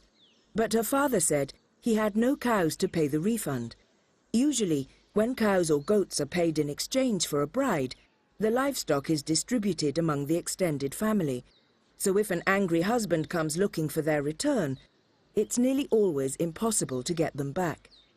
So Florence went back, and the beatings continued. Eventually, despite having children, She tried to kill herself. Nagula poison buno bwagundu. Mwena abayala limunumba yawuliranga eri kunya. Yaja yakobera mirwana mboyo yena anwirawo nankani poison. Aye ndikwenda afe. Awo mbaire nsalawo okufa kuba nzirawo kutyama. Owaife tibali kwenda kumbona. Kubufumbo musada tali kwenda kumbona. Awo nasalawo kuba ndikanfe abaana bange baja kutandika kumbona awo kumakulu ya kumagombe nga nsiragana wakutyama n'abaana. But she was rescued by her neighbors, and then she heard about Mifumi, who help women suffering from domestic abuse. Yaleeta omuguwa kuva mu kyalo Mufumi n'omuguwa gwe yaida owaife mbu ali kwenda nte. Mpera naawo nze naalumuka bulumuke paka mu office nakuba nti bana musaada atuuse owaife mbu ali kwenda nte. Aba Mufumi kibakola bagema motoka na NCRO ne polisi baida owaife bakobera abe waife nti omusaada nga ali kwenda ntedde asooke agema amabeere ga mwana gw'omuwala waimwe ayemerere memale bamuwe ntedde awo nankani pulani yamuvaako. Florence is a survivor, but is not enthusiastic about the prospect of marrying again. Kenneth Kakuru is a legal practitioner in Kampala and of considerable standing. He has a strong interest in human rights and was one of the lawyers who successfully argued against the proposal to outlaw bride price last time it came before the Constitutional Court. What you call bride price, actually, in the dictionary, Oxford Dictionary, it is described as the practice of giving gifts for a bride in primitive societies. So in the first instance, you have to describe Ugandans as primitive, and then also you have to describe bride price as a sale. Because you can't have a price unless you have a commodity, you have a buyer, and you also have a seller. There is no single tribe in Uganda in which the word bride price or whatever, the cultural word for the gifts that are given on traditional weddings, that has anything near, if translated, that would be equivalent to either a sale or a purchase. So I don't see how bride price then can be, because the bride is neither sold nor bought. Is Kenneth Kakuru's argument mainly a semantic one? The dictionary of the Lunyankole tribe, which Kenneth hails from, indicates that the exchange is a price. So what do the words really mean? Bride price is called okujuga. Okujuga is the mowing of a cow. So it is that they have brought cows home. So that is why, but it is not about bride and it's not about price. The family of the groom comes to the family of the bride and asks for a hand in marriage. The father said, yes, we'll do that. Then you negotiate. How much? How many cows?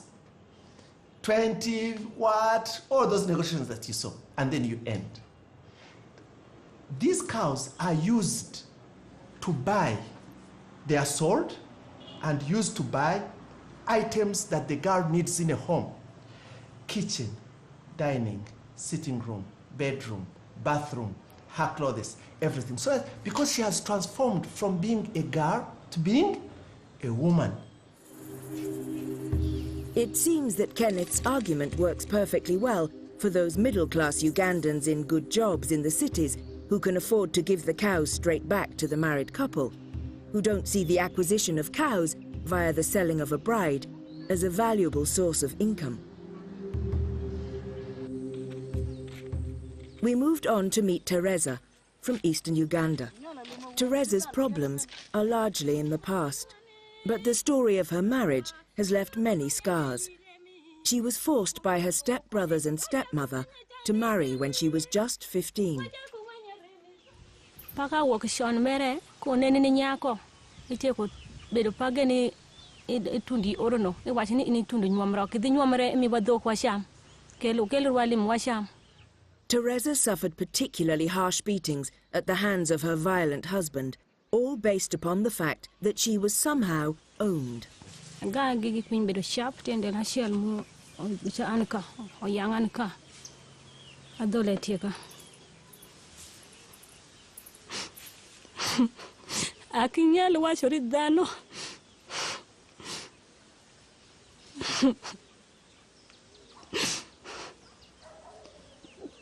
ali mulitu maduong' suwa to menya tero go chik to gong'wecho ka goduoko timako go chiemo lawi gimogo je kirinyi kwaya je kaparani kisi gimoro je kaparan tawona penjere ni awona panga e piny me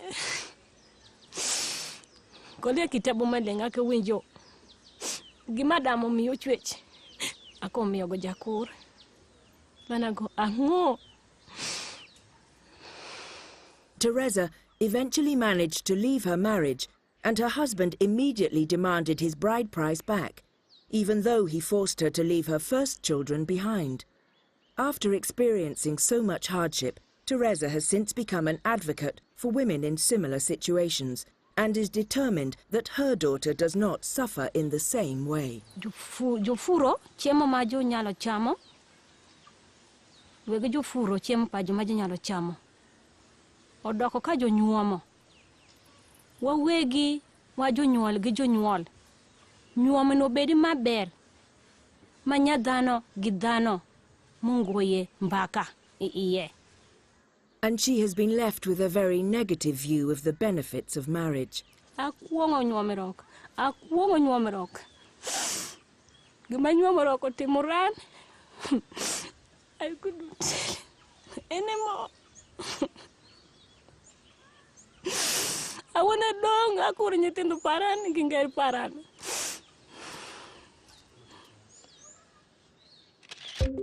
Can it be right that so many women are now being discouraged from thinking of marriage as a positive step, that they are starting to feel that they are better off on their own? Back in Kampala, we visited a member of the Court of Appeal of Uganda, Mr. Justice Stephen Kavuma. He doesn't fully accept the concept of a price for a bride, but when it comes to the potential demands for refund, he seems quite clear. If I give you a gift, if things should go sour, I don't, as of right, think I should come and say, hey, I give you a gift, you bring it back. And of course that has the problem of looking at the girl as a chattel, as a chicken that you could take to a market and you say, hey, willing buyer, you are here, give me 30,000 and you take this, and I object to that. It is inhumane, it is antisocial. It seems difficult to accept the concept of a refund without also accepting the existence of a sale.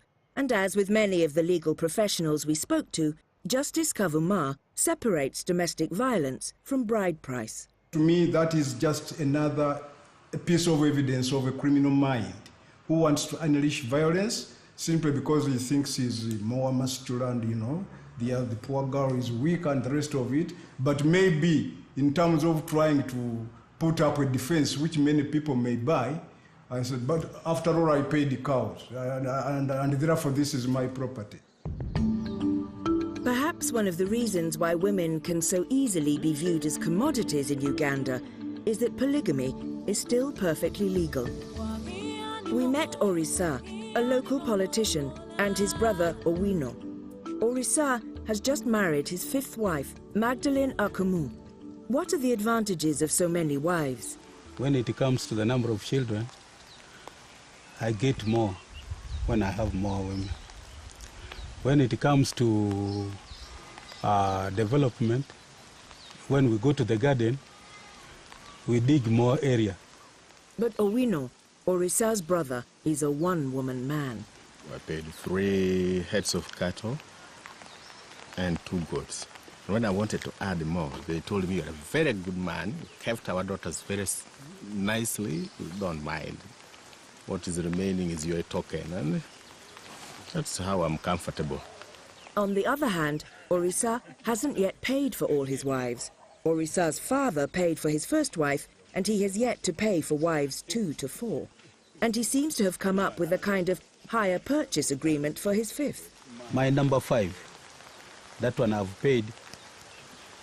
I call it depositing, not fully paying. I've deposited 1 cow and 3 goats. Of recent, the father approached me. How about what remains? What are you saying? I say, give me time. This time, I'm going to clear it. Orisa's mother, who is a very healthy 88, is one of 7 wives and is a staunch defender of the culture. Ni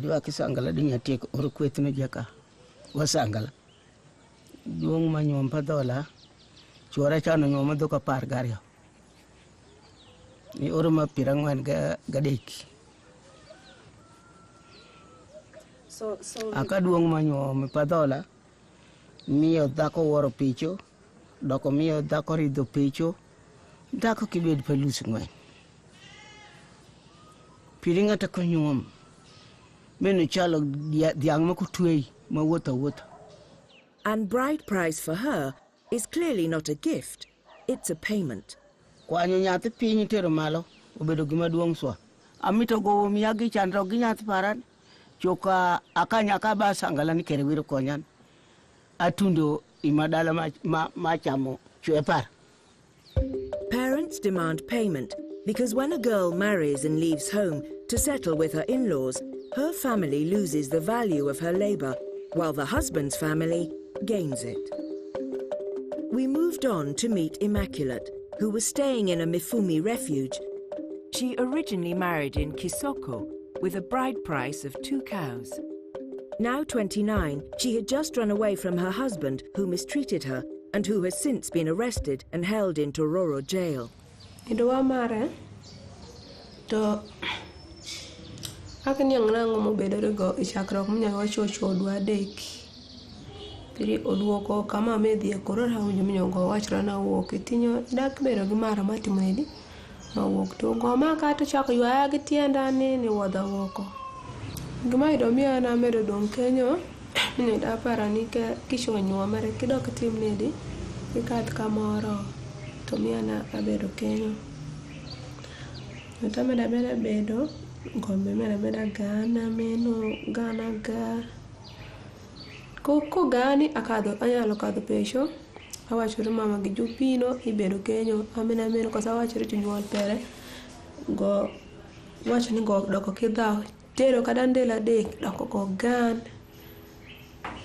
amena meno to tapina na nyuolo nyathi mara pena minya minyur mandelario to bino to gan gimbawo to god ndo para gimbawo nya minyur mandelario to kato to hikani ikewa nke wor no tena kondelo mako ida kedo wian chieng ni dwe mar 10 akedo penso to goduoko to gan to mako wiya me je to fudu oko no ida kedo to keto yer mere piny tapino takadho mufuma tie kisoko mi abalwa tiluongo go to go pino to wacho ni doko go kla daw timi wa fonji to adop pecho. She clung on to the marriage because of her children. Ta wacho go ila daw de kiri kera ngo same wate gi nyithindo madonga pish meje ode mi to ni dawe wachirani kimi to But the torments continued, and one night, after she tried to go to sleep, he came after her. To kone ko mach to kwanyo kibiriti to bino gini diro Kenya to gwero kibiriti to bolo ka paran nyamito ni ka mach wangane to kibiriti no mako nanga to ko gwero man dok to bolo to meno bedo ko mako ka to meno beto nyu mara dek mere minyo go kito minyo sho gwero nyath fara matin lo ngachra ni mama am to madho pi nyumnya am e nyath no pi to go ga man to chakre agango kodinanga. His attempts to burn, beat and strangle her were the last straw for Immaculate. Finally, she arrived at the Mifumi shelter in search of refuge. But even here, her husband would not leave her in peace. Nyota tujukti kelan kome ta chakubedo ka ne shosho kandela ne shosho wika chiel mena shosho wika chiel mamande to go I walk pecho to bino ka to wachore watchman ni ka tie ginyamin amatie ka ilon ka bo machulet amito neno go to watchman be bino to penjan pepenyo gon ngato chal nedi wachore no bedo judge masisi mashol to penyo gon iluongo nedi to wachore no nying giluongo no Shieng Patrick to war gon meno ko min ane meno bedo jaduong para. The police were called and arrested her husband. But she is still incredibly worried about her children, who are stuck at her husband's home whilst he is in jail. They have no support. Achiel jo maduong' mere manchias jo ora par kayo manyako jo ora pare maluwo mere jo ora birio jo wanyu tedo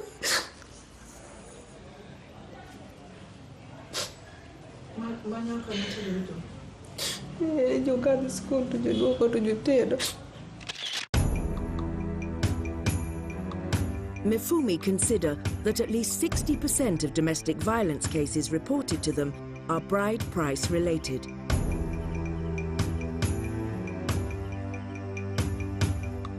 We spoke to Solomon, who works at Mifumi. She never ceases to be surprised by the reasons men give for beating women.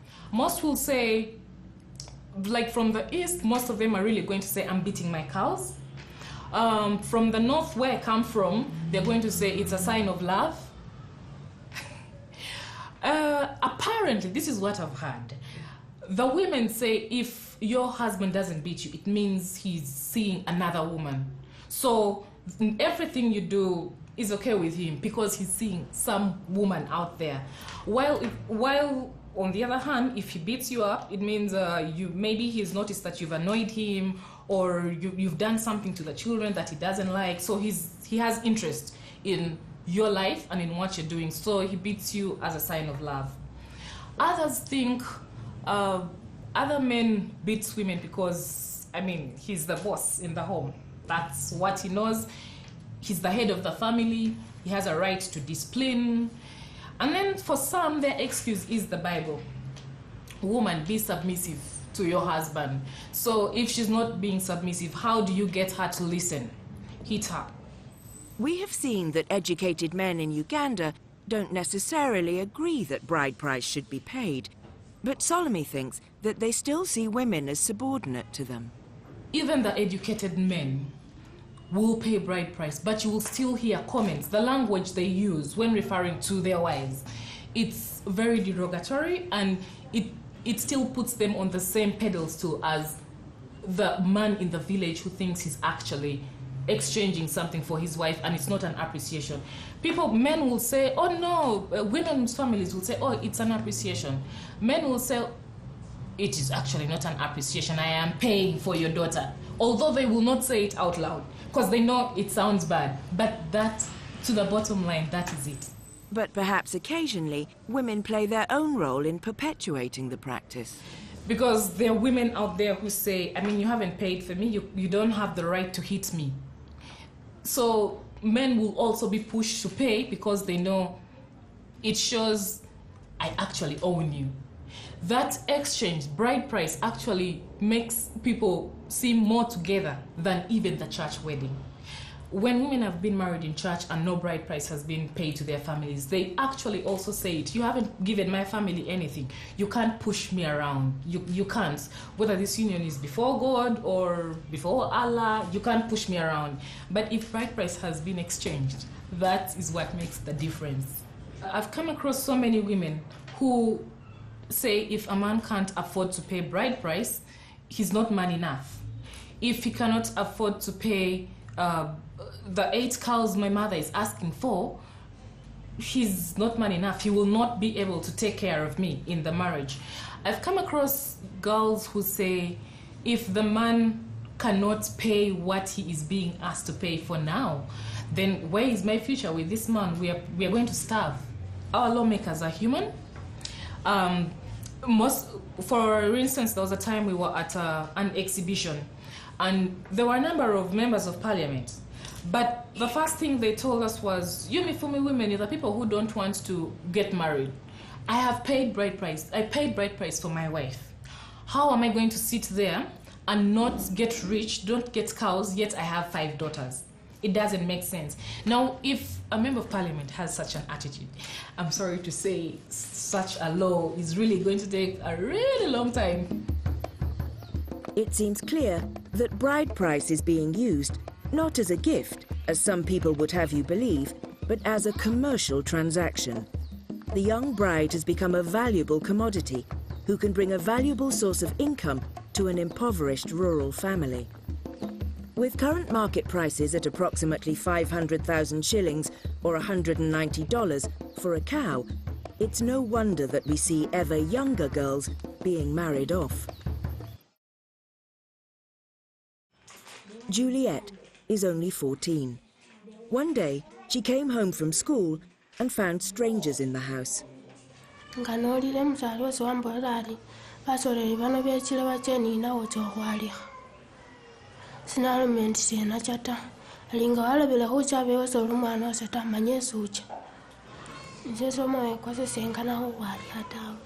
Juliet is clear why she thinks she was about to be married off.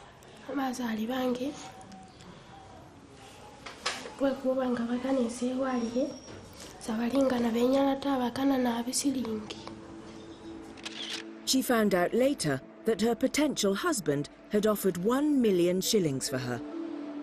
She managed to hear about Mifumi and is currently taking shelter in one of the refuges. Whilst there, she helps entertain the children of mothers who have come escaping domestic violence. Eunice has a similar story. We found her having just arrived at Soroti police station seeking help. She was sent off to be married by her uncles as soon as her father had died. She wasn't attending school, and they decided she would be a useful source of income.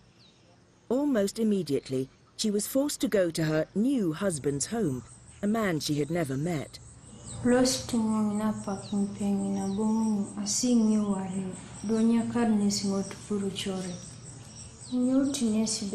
Charging a battery. Again, when I pick up Ranyoni. And young Abunga Lotto Paka book your pesa in a neighbor. Again, I'm walking away. Igwa imokwa petanda. Dodo buni jenene angistene sibe. Edoluta pesitugani. Balaya vimame dolut. Again, I lost to bongo bogodumni konyenge buye. Again, in Yakarimo Pakuri. Fortunately for Eunice, her husband did not force himself upon her, even though he had paid a lot of money in bride price. However, he has made it very clear that he wants his bride price back.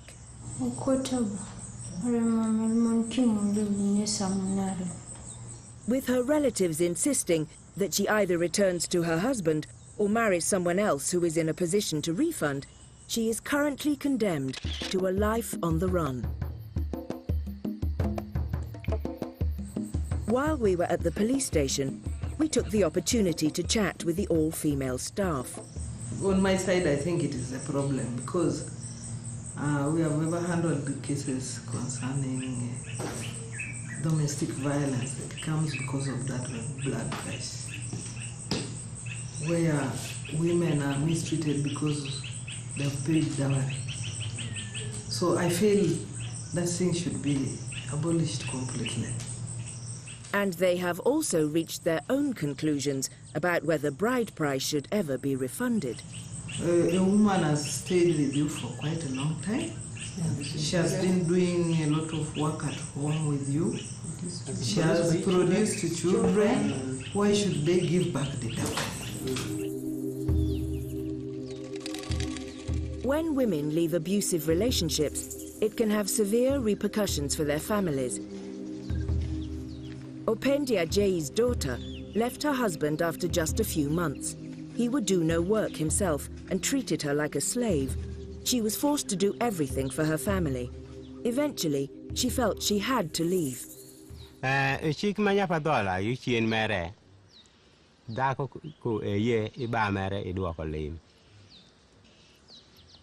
To go bino to timora report kapaka nyara no eye go mito lim. Tawachero go lim ma ini mito chi miane na or atieko oro. Opendia Jay's daughter found a new husband with whom she had children, but her first husband continued to insist on a return of his bride price. Tawachero go ne anyalo kwang kuma dako perni iye imake chworo ibolo jera oduok ridoki. The new husband had no money, so the burden continued to fall on Opendia Jay. He was arrested, and whilst in jail, mainly due to bribes made by the first husband, he was forced to sign a document agreeing a refund of the bride price. Onyo hongo ma jomaka jo tere na bioga. Minyo emito na ye ket chingan maduoko biang. So kenyo aminyo foda kwero. Ti wadanu jera ti gaki boka par gario. Having been beaten into signing the document, he was released. But as soon as he left the prison, he went on the run because he knew he could not afford the refund. So minya ringo waka male malito madit swa tek. Munyo ana ringo waka. Duong mere onyokoro. Sa ma chiemo ango giemo tire. Anantie bere pa ji kosa padano. Ka bedo endelaria deki. Kosa due koria ma doka kore kaman ameno Kenya mawinje lito swa tek straight jola oma sane ranga mapagi moro worgo dichieng police re woto pecho ka osir kale woto ka igagara simo koro wache ni kiri duoki to kelo rachande makiri nyithindo nyoye jo soma akinyalo nyer jo uniform akinyalo nyer jo nangaruka kitaba kinyalo nyeor jo sonyo paka jon tiama paka ana banti gichandu madit makuwache. There are precious few who are prepared to speak out about bride price, but Miriam Matembe is a former minister responsible for ethics and fighting corruption and a co-draftee of Uganda's 1995 constitution. She is convinced that the persistence of bride price is because women are not being recognized for what they are. Both men and women do not know who a woman is. And that is the reason why they treat her as secondary class citizen or as rubbish or something like that. Because they do not know that women are full human beings in their own right. Society does not know the potential, the talents, the wisdom of women, and it does not know that the denial of their ability to realize their potential is the denial of Uganda as a development. The girls themselves, for instance, who are not educated like me, who knows that I'm valuable without attachment to bride price, they still attach their value to bride price. I remember very, very well when I was growing up, I had an aunt, my father's sister. She used to be battered and violated by her, I think, vagabond husband. And many times she would run home to come for rescue. And after 3 or 4 days, my father, unfortunately, would turn against her and say, "You are useless. You are useless. That's why your husband chased you away." And my aunt, and I was young, about 7 years, she would pitifully say, "I'm not useless. I produced sons for this man. I'm not useless. I brought in bride price in this home." And you know, that answer really struck me, It's one of the things that inspired me to go and fight against gender inequality, because it showed to me that my poor aunt, and of course generally many women whom I was seeing suffering in the village, knew that they had no value, but they are only valuable when they bring in bride price and when they produce sons. Many times when people talk to me of this is our culture, I tell them we cannot afford to live in a cultural museum. I mean, customs, there are so many customs and cultures in this country, ranging from or differing from culture to culture, tribe to tribe, which really are harmful, and they injure women and they undermine their humanity.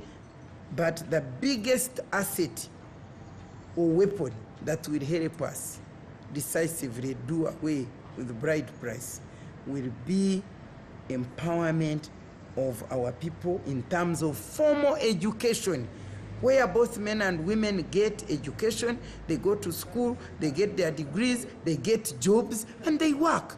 And therefore they have a say.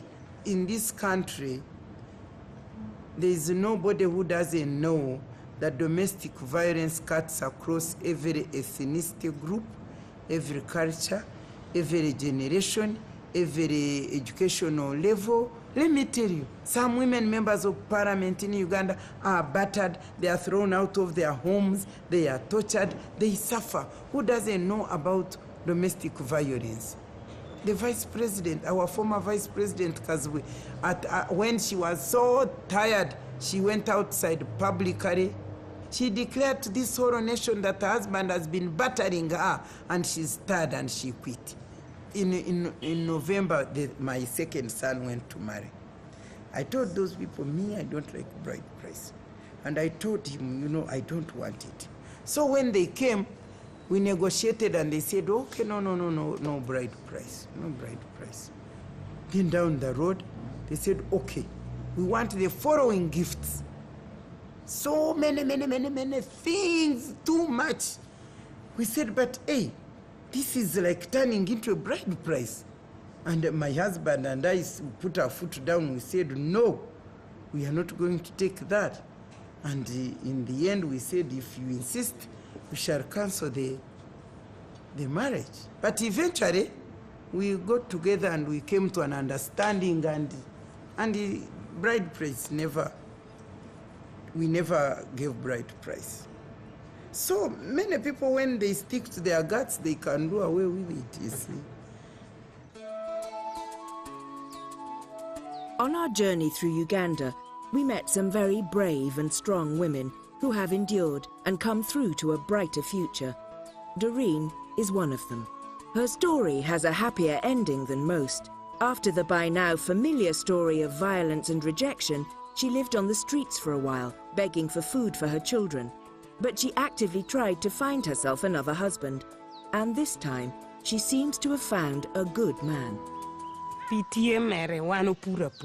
Dole ya teaching amichuani weka kiri ya oti poto kena araba tuwede korea ma oti poto bala macha. Arabe gira ma puro deko kwanya deko chato lieti mi penyo tuwero ibuta. Bo chat gino konyiri kidara muke go chati. Ter kidati ni dualirara uniform go mite ready poli oti office kono. E kwanya deko mina. Omia gena dire dingyobe etwero ber pudi dada rango. However, her husband still clings on to some traditional values. If you have not paid the bride price, it's just like you are staying with that woman illegally. But when you present that bride price, then it is legal now that is your wife. Her husband may be a man with a more modern outlook, but he is fairly traditional when it comes to knowing who is in the right. Most cases, she could be on the wrong. And you know, with the women, maybe if they are tired, that's when they can just chop wires anyhow. Then for us husbands, you have to say, leave her peace. But I'm always, you know, I'm a reasonable, to me, according to my judgment, I'm a reasonable man because I hate beatings and this. But I hate beating, but I can rebuke. And that is where it ends. Very few women would feel empowered to challenge him. In Kampala, we went to another member of the Court of Appeal, Mr. Justice Amos Twinomajuni. On a tribunal of 5 judges, including 2 women, he was the only one who stood for making bride price illegal in Uganda. Originally, it was supposed to mean security for good behavior. If I marry your daughter, I am supposed to give you something to ensure that I look after her well. Also, it had the opposite effect of ensuring that the girl will behave well during the continuance of the marriage. But as of now, it does not mean that anymore. It is a price that you pay in order to get somebody's daughter. And it is refundable. And I don't think it is a good thing anymore. Gifts, yes, they are quite perfectly okay. I've written a judgment in a constitutional petition in which I have argued that gifts are commendable, are acceptable. But the bride price in which parents demand and get paid, and where a refund is expected when the marriage breaks down, to me, I don't think it is no longer justified. Justice Twinomajuni and Kenneth Kakuru both come from the west of Uganda, but their interpretations are quite different. Kakuru says that his culture proves that bride price does not exist. However, Justice Twinomajuni is convinced that it certainly persists throughout the rest of Uganda. And the judgment I have talked about, Kakuru made a submission there before we made a judgment. I don't agree with him, though we come from almost a similar culture. He is not being realistic. That is what used to happen very many years ago. But today it has become bride price in the English sense. You see, they are selling. Justice Twinomajuni even suspects that Kenneth Kakuru is not being entirely honest about what goes on in their own culture. I and Kakuru, we come from the same culture. We marry from them, they marry from us. I know what they do. I know that at the moment, even when they exchange gifts, that is for public consumption. Behind doors, bride price has been paid. In many cases, bride price has been paid. Today, in educated people, most people like me, I don't think I would demand bride price of my daughter, but I would not reject gifts from my prospective sons-in-law, but I would not demand for bride price today. We asked Justice Twinomajuni about the reasons why bride price still exists. He feels certain that the problem begins with education. Generally speaking, men don't like to educate their daughters to say beyond Form 6, because by that time the girls are beginning to grow some breasts, and it is high time that bride price came in, because they have been waiting for it. So they don't want to keep them at school. After Form 6, they know how to write their names and read, so they can now wait for the next man who will bring the animals. You see, the poorer I am, the quicker I want it, and therefore, the more easily I want to remove the girl from school so that I can get it as quickly as possible. In the recent Court of Appeal, 4 out of 5 judges rejected a change in the law because they said that the existence of bride price had not been proved to their satisfaction. My difference with them is that I know I'm a Ugandan, I've lived in Uganda society, I've practiced law in Uganda society, and I know, and it doesn't have to be proved to me, that bride price is taking place. And that's why I said bride price, as I understand it, to me, I said should be declared unconstitutional. Bride price has been a part of Ugandan culture for many years, but maybe attitudes are beginning to change. Tisobola kabiri kufumbira kuba ntandika atya kibiri kufumbira baje kabiri batandika ole yena atandike kunkuba kulwa mali ate nga nze ndi kumaka gange nga nze mwene n'abaana bange kabiri nfumbira ki My father thinks the appreciation you can give him is take care of his daughter well. That is appreciation enough. There's nothing you're going to give him to replace me in the home, for instance. I'd love to hang around with him and tell stories. No cow is going to replace that.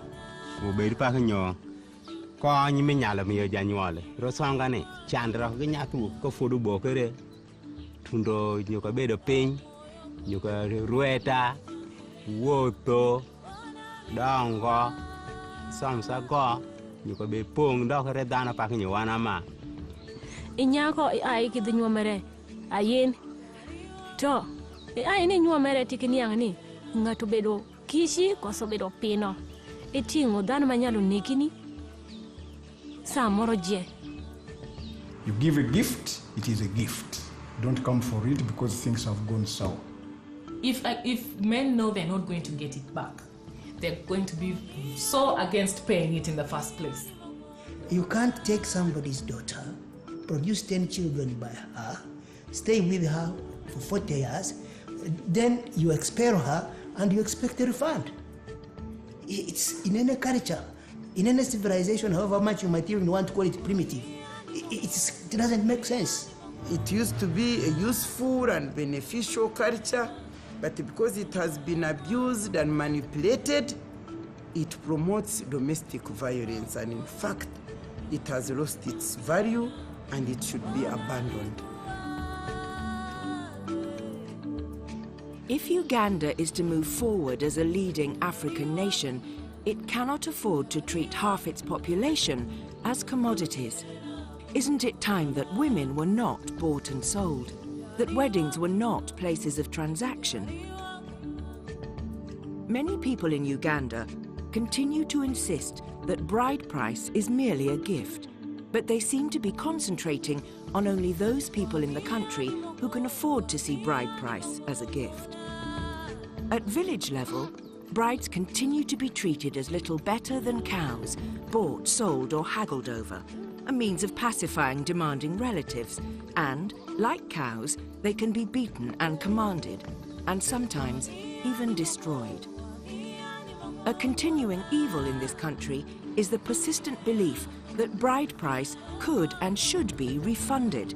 As long as this continues, women will never be safe from the sometimes violent whims of men, who can still marry as many wives as they like, who can throw women they are tired of out onto the streets, and who can ignore all the work, love, and nurturing that women provide. If Uganda is to be a modern, relevant, and important African country, then its women and its brides should be seen as treasures to be cherished, companions to be loved, and above all, held equal with men in education and treatment. Let us by all means celebrate marriage and exchange gifts, but such gifts should never be seen as payment and should never be demanded back.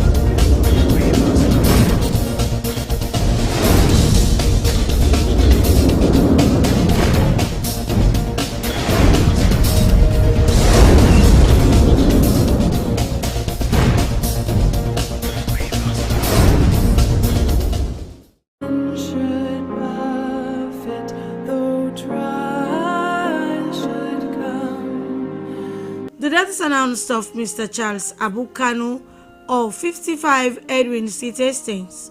Funeral arrangements will be announced later. Sympathizers may call at 55 Edwin Street, Hastings, or call on mobile number 076 664 130. His own blood for my soul. It is why death occurred on Tuesday, the 8th of October, of Mr. Prince Adonis Lee of 8 Haddington Street, Wilberforce Village, aged 60. He is survived by his wife, Mrs. Wara Abigail Lee, children Irene and Crispin. Funeral arrangements will be announced later. Sympathizers may call at his residence, 8 Addington Street, Wilberforce Village. Not in part, but the whole is near to. The death took place on Monday, the 7th of October, of Mrs. Margaret Moina Samba of 8C Bel Air Park off Pademba Road, aged 68. Funeral arrangements will be announced later. Sympathizers may call on 076 722 721 or 079 500 613. It is well with my soul. To the glory of God, the death is announced of Mrs. Iris Rachel Abiose Cole of 10A Duarte Street off Mountain Cut, who passed away on the 8th of October, aged 86. She is survived by children Mr. Aaron Godwin, Mrs. Iris Godwin, Mr. Winston Cole, and Millicent Cole. Grandchildren Charlie Godwin, Oluwole Cole, Adeola Cole, Tracy Godwin, Marian Cole, Whitney Cole, and Oboya Cole. Funeral arrangements will be announced later. With my soul, it is well.